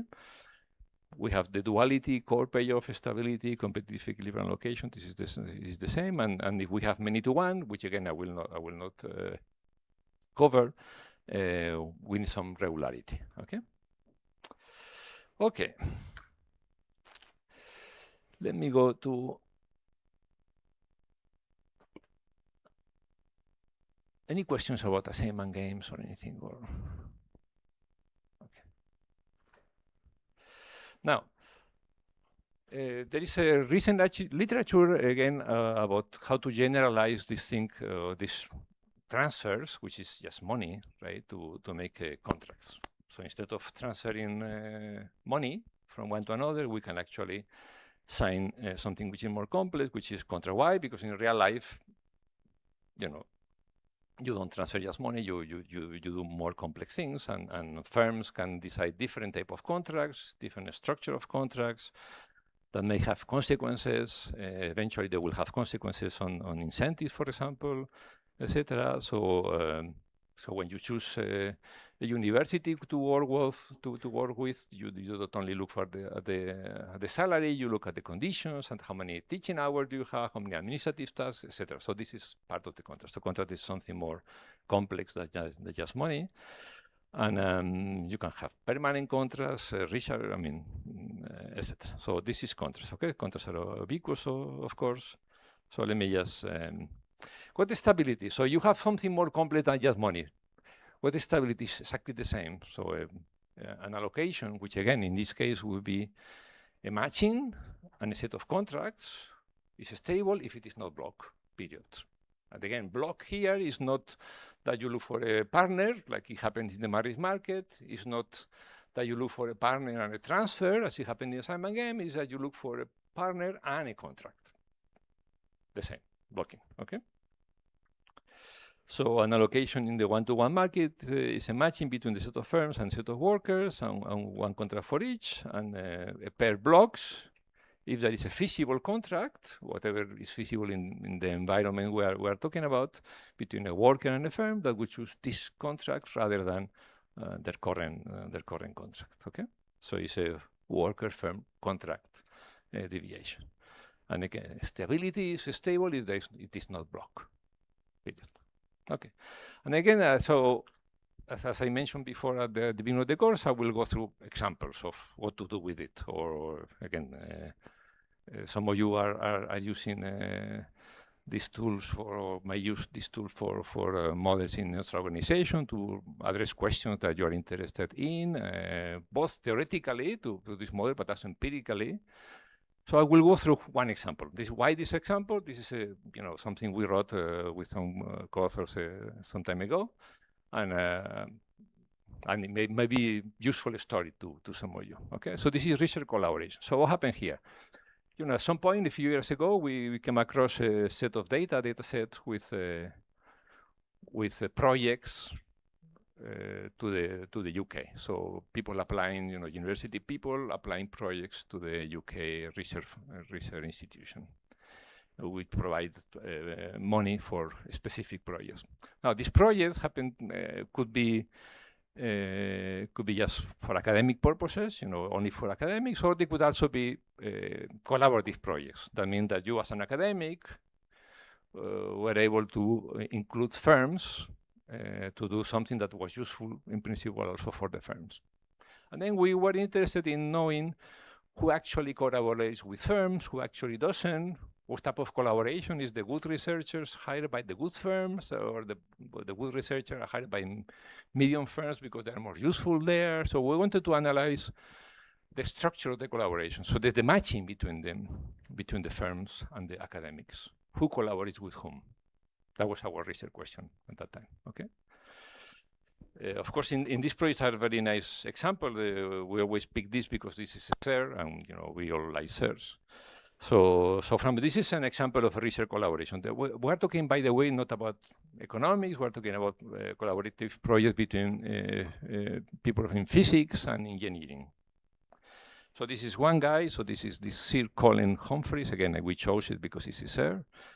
He's a guy in Cambridge, specializes in electron microscopy, whatever it is. He's a guy doing basic research. He's a prolific, high-profile researcher. And then he proposed a project with this company, FEI, which is actually a world leader in electron microscope production. It's a very research, it's like a basic firm, let's say, a basic oriented toward basic science. This is a partnership from 2007. So we wanted to know is whether, okay, this is the typical example. I mean, first of all, is the high impact people who actually collaborate and the not so good don't collaborate. It's actually the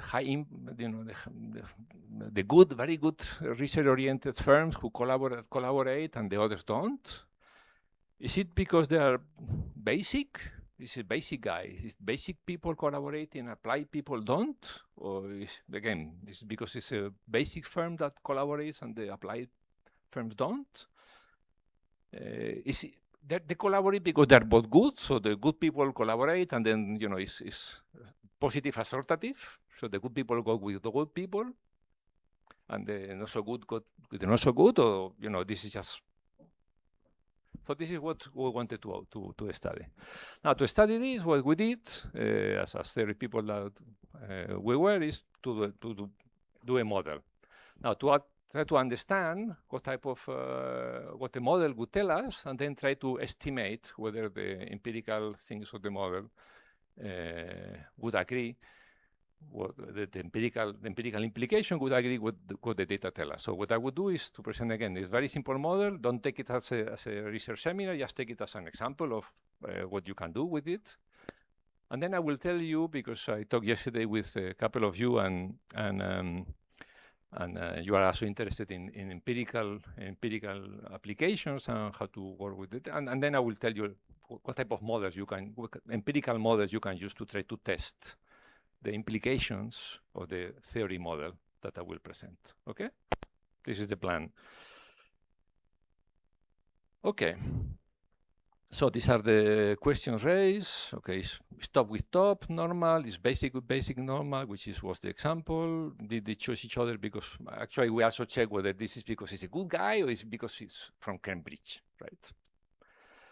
It's a little bit unrelated to what I will present, but I can address also this question. Is the basic academic more likely to collaborate, or is just, it's an outsider?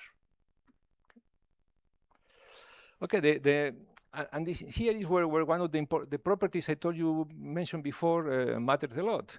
In this data, we don't know the transfers. Of course, there were transfers between firms and academics. I mean, maybe they were no salary there, but firms sometimes give a lot of money to the department and to the people. So there are transfers, but we don't observe the transfers. We don't know which deals they make. We only observe the proposal, so we observe the matching, but we don't observe the transfer. Does it matter? It doesn't. That's the beauty of the assignment game. It doesn't matter the assignment. I mean, of course, it matters at equilibrium, but to understand that it's an equilibrium, it doesn't, because we know that whatever the transfer are, if it is stable and we believe it's stable, then we know it's optimal, and this is it. So the only property that matters for the matching is that they're actually optimal matchings. And we don't need to know the transfer to know the properties of the matching. So we can do the analysis without knowing, we have the information about which transfers were made between the firms and the academics. That's the beauty of it. And this is the beauty of the theorem that we know about the assignment game and the properties of this set of optimal stable allocation, right? So let me go very brief, through the model, okay? So we have a set of academics, a set of firms, like in any matching model, right? And then we want to analyze two things, good or bad, applied, basic. Now you see that these two characteristics are quite different in nature. Your good and bad is like a vertical characteristic. Everybody would agree that a guy with better publication record, is better than a guy with low publication record. So this is a vertical characteristic. We can talk about assortative matching, whether the good guys go with the good firms, etc. And we will get data on how good the guy is and how good the firm is in terms of publication. So this is a vertical characteristic. The type of research is not a vertical characteristic. I might prefer a basic guy, or I may prefer an applied guy. So this is horizontal characteristics. And a basic person may prefer to work with a basic firm rather than with an applied firm, but an applied person may prefer to work with an applied firm. So this is not a vertical. It's not that everybody would agree that a basic firm is better. This is not true. So these are two different characteristics, one in which we can talk about somehow assortative, the other is more complicated to talk about whether it's assortative or not, okay? And again, so in these projects, each academic or firm could develop a research project on its own, or you can collaborate. And now, if we want to analyze these characteristics of the model, so we propose one. Of course, this is not the only model we can propose, okay? This is the model we end up with. So it's a model in which the profits depend on the ability of the imagine this is a non-collaborative project. And you have to choose, the academic in this case has to choose the type of project, how applied or how basic is going to develop the project, is going to propose, in this case with ERSRC. So this is X, this is a chosen variable, which is the type of project, which is very applied or not. XA is the type of the researcher. So this is 0, 1. 1 would be the most applied people, 0 would be the most basic people, okay? So XA is the data. This is the type of the academic. X is the chosen type for the project. Now, VA is the worth for this academic of the developing the project. This is his ability, which again is a data. This is a data, and this is also a decision, which is how much resources to invest in this project. And of course, this can depend on the type, can depend on the chosen project, can depend on VA. This is the cost. Again, this is a model. Okay, nothing particular about it. Now, this is our expression for the profits of a non-collaborative project for an academic. Our expression for the collaborative project, this is the profit for the academic, but the same would be for the firm. Is okay. Is this again the value depends on the. This is the same, right? Now in here we take into account both the ability of the academic and the ability of the firm, of course. Okay, how good is the firm we are working with potentially some appropriation level. Maybe lambda is not 1, maybe because it's more oriented toward the firm. This is less than 1, whatever, right? This is also a parameter. Investment from both, and this is the cost for the academic. Okay, so this is the utility function in principle for the academic. And of course, there could be transfers then, okay? And again, our decisions, if it is collaborative, is X, which is the type of projects, EF, which is the investment for the firm, IA, which is the investment of the academics. And then there's the appropriation level, and then there's a cost that potentially can be larger if it is collaborative. That is, again, this is quite irrelevant, okay? There can be transfers. There can be transferred. That means that we can talk about like the assignment game. And again, we have a model in which everything is quasi-linear, so no problem. Okay, and now assuming everything is monetary, okay? An outcome, as always, a matching and a set of projects. Now, a set of projects is type, investment, and transfer. Now, this is a contract. It's not just a transfer. It's something more complicated. When we agree, we have to agree on the type which is more applied or more basic project, on the investment, the IA and the IF, and the transfer between the firm and the academic. So this is a contract for us, and it's an equilibrium if it cannot be broken. Individually rational, so it's better to collaborate than to stay on your own, and it is. It cannot be blocked. It is not blocked. Now, one important thing is, okay, so it's like complex, right? I mean, it's more complex than transfer, but actually it's not really. This is one important characteristic, one important property is that what type of contract is stable?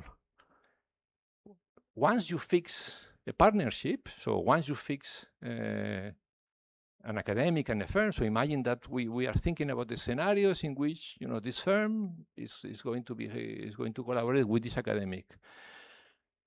Shall we compute the contract simultaneously? Well, it's not necessary. Whatever is there is going to be optimal. This is very important. So we can actually compute the optimal contract for each potential partnership before computing which is the optimal matching, because for whatever, in any stable allocation, the contract that you look at that is being signed should be isn't necessarily optimal. So we can do like 2 steps, like we could do usually. So let's first look at the possibilities that each potential partnership have. Let's compute the total profits that can be made there. This would be equivalent to our AIA in the assignment game. This is the surplus. So we can compute the surplus for each potential partnership. And then we can look for the, now once we have computed the total surplus, this is like an assignment game. And then we can solve it the same way as we solve the other. Okay. So this again, so this is for non-cooperative project, of course, you choose whatever is best for you. You're an applied person, you choose an applied project because it's more profitable for you. You choose the optimal investment. If it is a efficient collaborative project, then you choose some project that is in between the interest of the academic and the interest of the firm, with weights that depend on how much each appropriates from this project, whatever, right? And the investment also looks, more or less ugly, but it's not a big deal, okay? Something that depends on on the appropriation levels, on the distance between the two, because the distance between the two tells me which is the optimal, the type of the project, etc. Okay, whatever. We do the calculations, and then at the end of the day, you end up with some profit function. And again, don't look at it as a academic seminar. Look at it as an example of how you can do this stuff. Okay, in your own project. So this is the ACE. So this is the outside option for the academic. In the examples of the assignment game, I always assume that there was 0. So you don't collaborate, you get 0. Well, this is not 0. This is something. This is what you can get. You stay on your own. You don't collaborate. This is what the firm gets if he doesn't collaborate. And this is the AIJs. This is the surpluses. Okay? Where this thing, VAF, this is just a function. Okay? This is a complex thing. You know, it's a function that is decreasing in the distance. Okay? So this is my assignment model. Now, once I have my assignment model, I can address the questions theoretically, the question that I posed at the beginning, right? So I want to I have I know the matching is efficient. I know the profit function of the A, so I can obtain testable implication of which partnerships are formed, who collaborates, who doesn't, based on type and based on ability. What do we know? Well, matching is positive assortative in ability. In ability is easy because remember we have all these properties by Legros and Newman that tells me, that gives me necessary and sufficient, but also sufficient condition, easy sufficient condition to check whether the matching is positive assortative. That was just the cross derivative of the type. In this case, since we are talking about ability, remember delta is the parameter that tells me how good these guys are. So higher the delta is higher types, okay?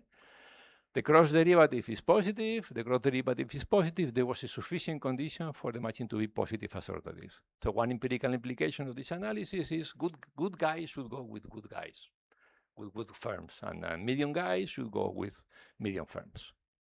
Okay. Now, in terms of distance, in terms of types, this is more complicated because again, this is not a vertical characteristic, it's an horizontal characteristic, but again, we still have, this is the distance, right?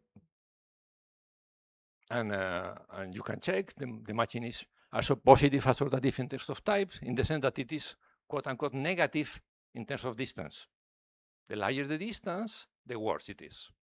So the matching is positive assortative in terms of types, in the sense that you are more basic, you are more likely to, you should be more likely to collaborate with a basic firm, and you are more applied, you should be more likely to collaborate with applied firms. And then when you can actually check in terms of ability and distance. I mean, okay, a guy with a higher, with higher academic record is more likely to collaborate with a guy which is closer in terms of type or not. In this case, it is actually negative assortative, in the sense that the better the guy, the better the academics, or actually the better the firm, the closer should be is matched with the other side. So it is negative assortative in ability and distance. These are the empirical implications for the matching. And then you can also check, because you can compare the profits from a collaborative project with the sum of the profits from individual projects, right? And then the cost of investing is not too large, then low ability academics and low ability firms should develop non-collaborative projects. This is again an implication of this model, okay? And this is in terms of ability and in terms of type.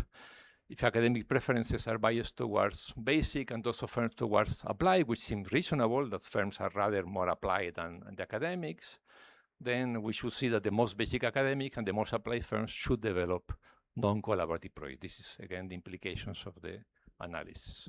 Okay, so, okay. And then you can take these implications and take them to the data.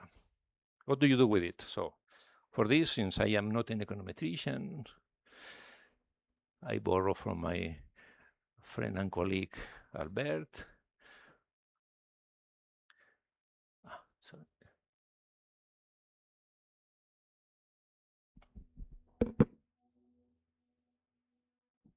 And this, okay. So what can you do? Now, a matching model is somehow a little bit more trickier, possibly. I mean, again, I'm not an econometrician, so whatever I say, I don't sign it, okay? So you cannot quote me on whatever I say about this, okay? But somehow it's a little bit more tricky than often when we do empirical analysis, because we have two sides. So it's not like a demand, you have demand, you have preferences, and you can choose this or the other, and then you can make the choice depending on your preferences or something, right? This is one-sided decisions. Here is two-sided decisions. So it's hard to say, look, depending on the characteristics of the academics, etc., then they're going to do, no, because again, this is a joint decision. So you have to take into account both sides, okay, with apparently poses problems with that. By the way, one important thing for those of you who are still young and, you know, my understanding is that most of you are theory people, like myself. Working with empirical people is actually fun. You might not think so, but it is fun. So I discovered that a few years ago. So you'll, first of all, they're nice empirical people. Okay? You might not believe it, but it is the case actually. They're nice empirical people. Not every nice people in the world is theory. They're nice empirical people. So you can be friends among empirical people, it's okay. Okay? Then one important thing is, are we useful as theory people? So when we try to do something empirical, because, you know, maybe the head of my department told me I should do something empirical, you know, whatever, we are useful. This is a very important message. You know, we are useful. The way we think about the stuff is actually different from the way most empirical people think about the stuff. For several reasons, because our training, of course, also because we take more distance. You know, empirical people is, you know, I'm pretty sure many of you happen to you, you know, sometimes you spend 3 days, 4 days through equations, through calculations. After 4 days, you say, what the hell? I mean, why the hell I'm doing this? I have no idea. How would I started with this? You know, you get lost in the calculations, and then you have to take a bit of distance. Now, the people doing empirical, they don't take 3 days and do stuff. They take 3 months in match data. They do crazy stuff about it, right? Now, I guess with artificial intelligence, they will do a little bit less, but it takes forever to work with data. Now, having someone with a little bit of distance helps a lot developing things. And also, the way we think is different from the way most empirical people think.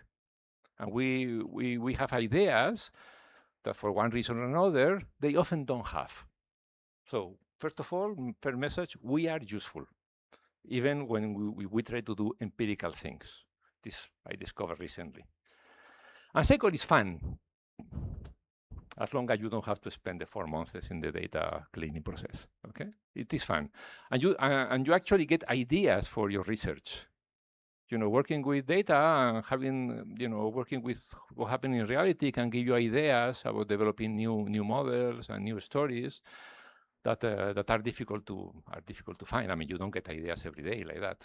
So especially again, if you are working on industrial organization, on, you know, you are doing deep game theory, may be different, right? But you are doing things a little bit from time to time, at least more applied. Getting your hands in data, you know, it's not a loss of time. It's, you know, you learn things and you get ideas out of it. So I encourage you to look for some nice empirical person who you can talk to, and, you know, from time to time to do some empirical things. I find it nice. Again, I'm a theoretic person. So what can you do about it? How can you test these implications? Okay. So in this paper, we did it through the 2 methods that we found at the time. One is was proposed by Fox. It's a structural estimation, okay, which is the most interesting for us as theory. Is, look, we have a model, right? We have developed a model. Let's take the model and let's try to get the parameters of the model. So instead of proposing a model with a square, whatever, let's take a model where we have, I don't know, where parameters are free. We have some gammas and some alphas instead of squares, etc. And let's try to estimate empirically which are the alphas or gammas that corresponds to the data that we have. So this is like a structural estimation. We posit a model. Let's try to find out which are the right parameters for the model we posit.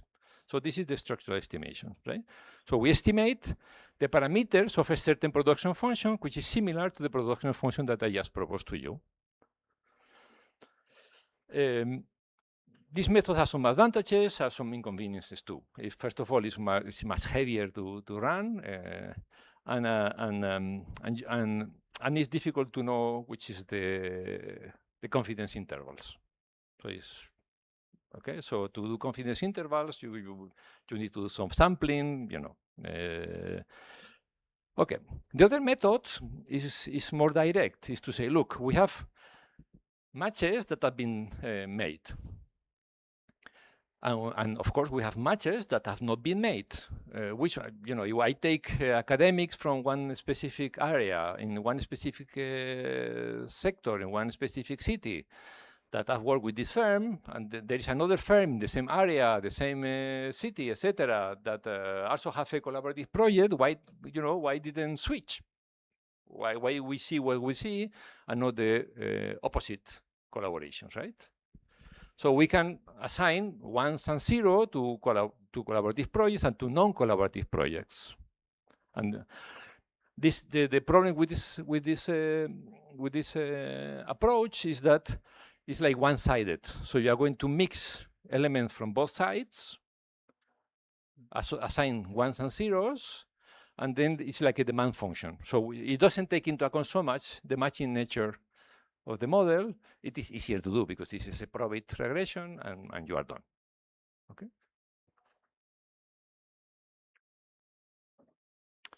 So so let's see what's in here.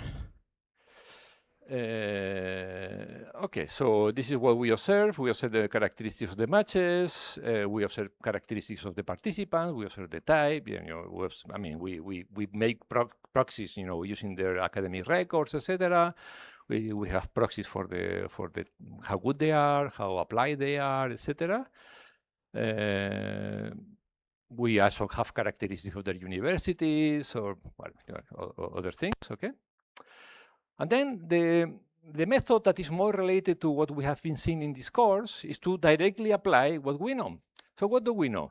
So what we know is that you know, a situation, an outcome is stable, it should satisfy these inequalities, right? So this is what we know, again, from the theory point of view. So if I and j are together, are matched, and I prime and j prime are together, then it should happen that this sum is larger or equal to this sum, that this is the basic no blocking condition, right? So we are going to test this. This is what we're going to do, okay? So this is a system of inequalities because we have a lot of, first of all, of course, we take the data and we divide into markets. You know, there are several years, so we take each year different, each sector is different, etc. So we divide into markets. And then for each of these markets, we assume, look, again, if this is a project in a certain year, in a certain sector, a certain market, they could have changed, okay? So we are going to compare all these inequalities for this market, for all the collaborative projects that happen in these markets, right? So at the end of the day, this method, the method that Fox proposed, is to say, look, we're going to look for the parameters that maximize the number of inequalities that happen in all the markets we are going to do. Of course, there are errors, right? So there's a lot of errors, that many things we don't observe. There may be reasons why a pair is made that are unrelated to stability, etc., etc. But one way to approach is to say, look, in theory, this should hold 100% of the times. This is not going to hold 100% of the time, of course. But let's look for the parameters of the model, or the profit function, our theoretical profit function, that maximizes the number of such inequalities happening. This is the method he proposed, okay? So for example, right? So imagine we have these two pairs, and we do for any pair of collaborative projects. So if we have 3 collaborative projects in this market, so we look for them and we compute whether the inequality that the profits of this collaborative project, but the profits of these collaborative projects are larger or equal than the contrary profits, holds or doesn't hold. If it holds, we put a 1. If it doesn't, we put a 0. And for the parameters that we are going to test, and we are going to look for parameters, we are going to, this is somehow time-consuming. At least it was time-consuming in my time. Probably now it's a little bit less time-consuming. Time-consuming because you know the computer to do a lot of inequalities, and you keep changing the parameters until you to look for something better. Okay. So this is the method. So find parameter set, maximizing the number of satisfied inequalities. Again, this method comes directly from the theory I just told you yesterday. Okay, from the properties of the set of stable matchings. Estimator is consistent. Okay, let me not talk too much about it. It's complex. It takes time. And again, the asymptotic sampling distribution is complicated to do. So the only thing is to do some kind of bootstrap, whatever. Probably you know more than me what all these methods. You know, you have to do subsampling. So since we have 21 markets, we do subsampling with 19 markets until you get some confidence intervals of it. Okay. So this is the data. Okay, whatever. So we construct confidence interval using subsamples of 19 markets. Okay. Well, one important thing, by the way, is we are talking about pairs. So individual parameters don't matter because they disappear. For example, so we are checking inequalities, right? So this inequality. Imagine there is a fixed cost. Well, fixed costs appear in the fourth profit expression, so we are not going to be able to compute if there is any fixed cost. Even if we talk about the type of the agent, the deltas, well, the deltas appear in the in the expression, so they will cancel out. So we cannot say much about it. We can only say about cross, how the delta of one side correlates or not with the delta on the other sides. So we can only talk about cross effects, not about individual effects, okay? Because again, we are computing inequalities, okay?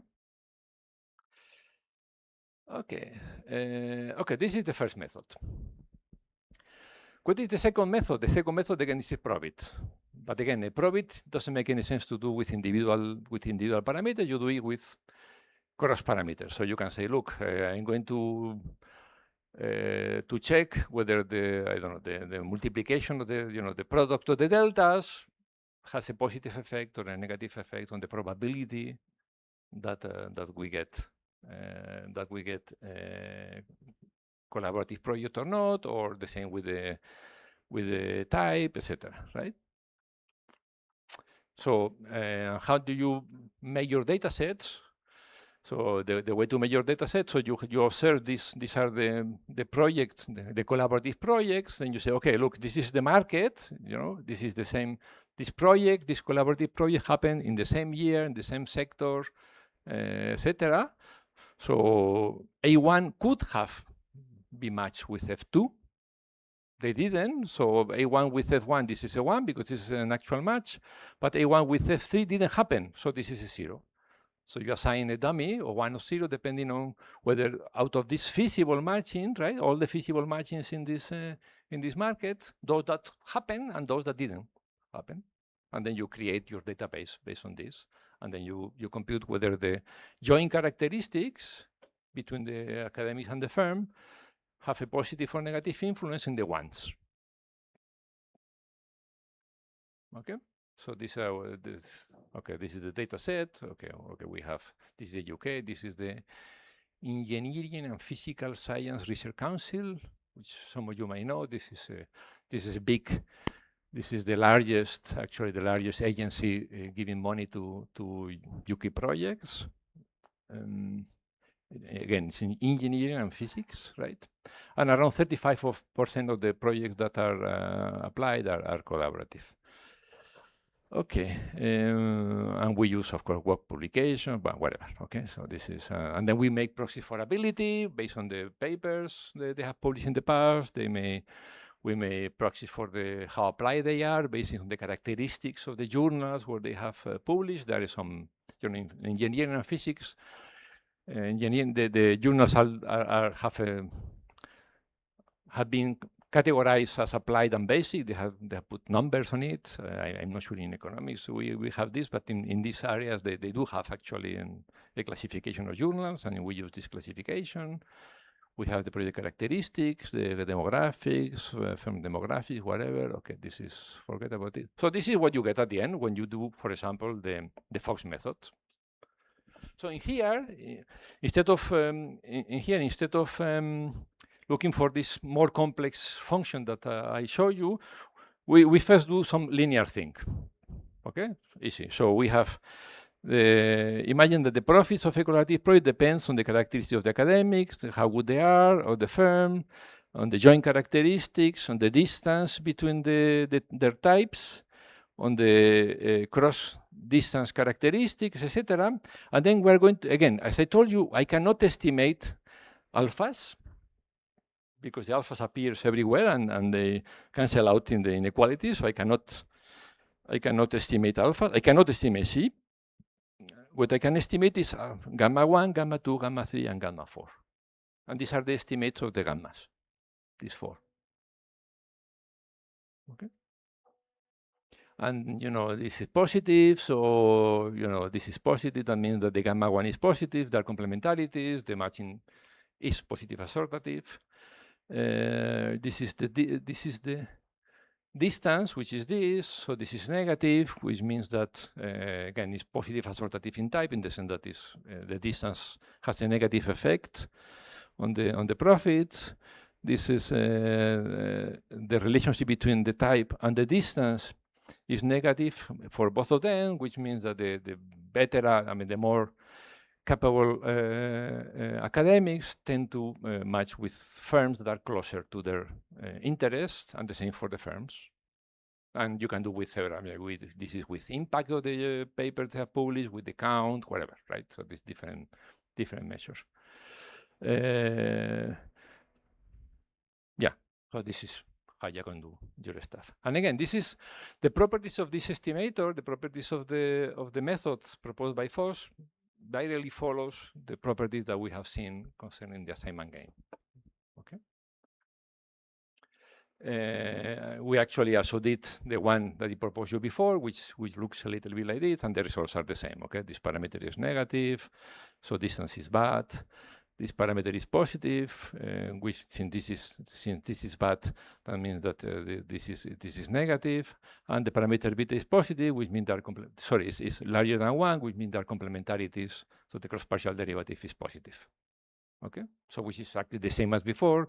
It's not in the linear way, but in the model I just introduced. And I will not go too much between it, but you can also do the same, comparing who stays independent and who collaborates. And again, using the same properties as I showed you before, okay? Now, for the probit regression, you can do the same. Again, we can compute a cross relationship between deltas or between x, etc. And you do a probit, and this is what you get. Exactly the same. Luckily, the message is the same for both methods, right? So the multiplication of the deltas gives you a positive number. There are complementarities between the types, give you a positive number, etc. And you can do for the impact or the type or whatever. And yeah, same results as before. Okay. Again, this method is way easier to do. It's like less elegant, but at the end of the day, you get the same results. Okay. From the theoretical point of view, the Fox method is better, and you can do the same. This continuous variable, whatever. We actually, all these things allow you to also to do institutional variables, right? So, so let me forget about it. This is about collaborating or staying independent, right? So you have results on, for example, this is positive, which means that the higher the impact, the more likely that you collaborate, etc. So, okay, the results are not really important. It's about how to do this one possibility. Okay, I'm not saying this is the method you should use. Okay, but first of all, you can use the theory to propose methods. to empirically estimate your empirical, the empirical implications of your theoretical results. So theory help developing methods. And you find the right empirical friend and colleague, then you can do it. Okay, I don't imply you to do it necessarily. Okay. Okay. Yeah, okay, so the answer to our question, first question. So do top academics collaborate with top firms, whereas less productive academic researchers collaborate with less productive? Yes. So the same that happened in the third example that I showed you before. Our empirical analysis say they should, it is true. Do collaborate because there are similar preferences? Yes. Basic people go with basic firms, applied people go with applied firms in the data. Do more prolific partners get their most preferred choices? Yes. So the better you are, the closer it is in your project. Choose each other because of individual or institutional characteristics. I didn't show the result, but actually it's individual characteristics. So if this would have been in a less prestigious university, it's very likely that it would still have a collaborative project. Okay, individual characteristics in this data set matter much more than institutional characteristics. Less productive, but less productive and more applied academics more likely to stay alone? No, actually less productive, yes, but more basic people are more likely to stay alone. Okay, so in this was not true for our example. Okay, questions about this example? How to, again, don't take it as it's fun because it's academic, right? At the end of the day, it's our job, it's our. My God. Okay, I thought I would have time to something else. Don't take it as an academic seminar. You can do models. You can use the same again to get models that are interesting for your purpose, to put them into a general equilibrium framework, and actually to do empirical analysis of it if you have the data, of course, and you have a good friend that can help you do this. Okay, so. Tomorrow we'll see model with moral hazard, which was the purpose of my course. Okay, thank you.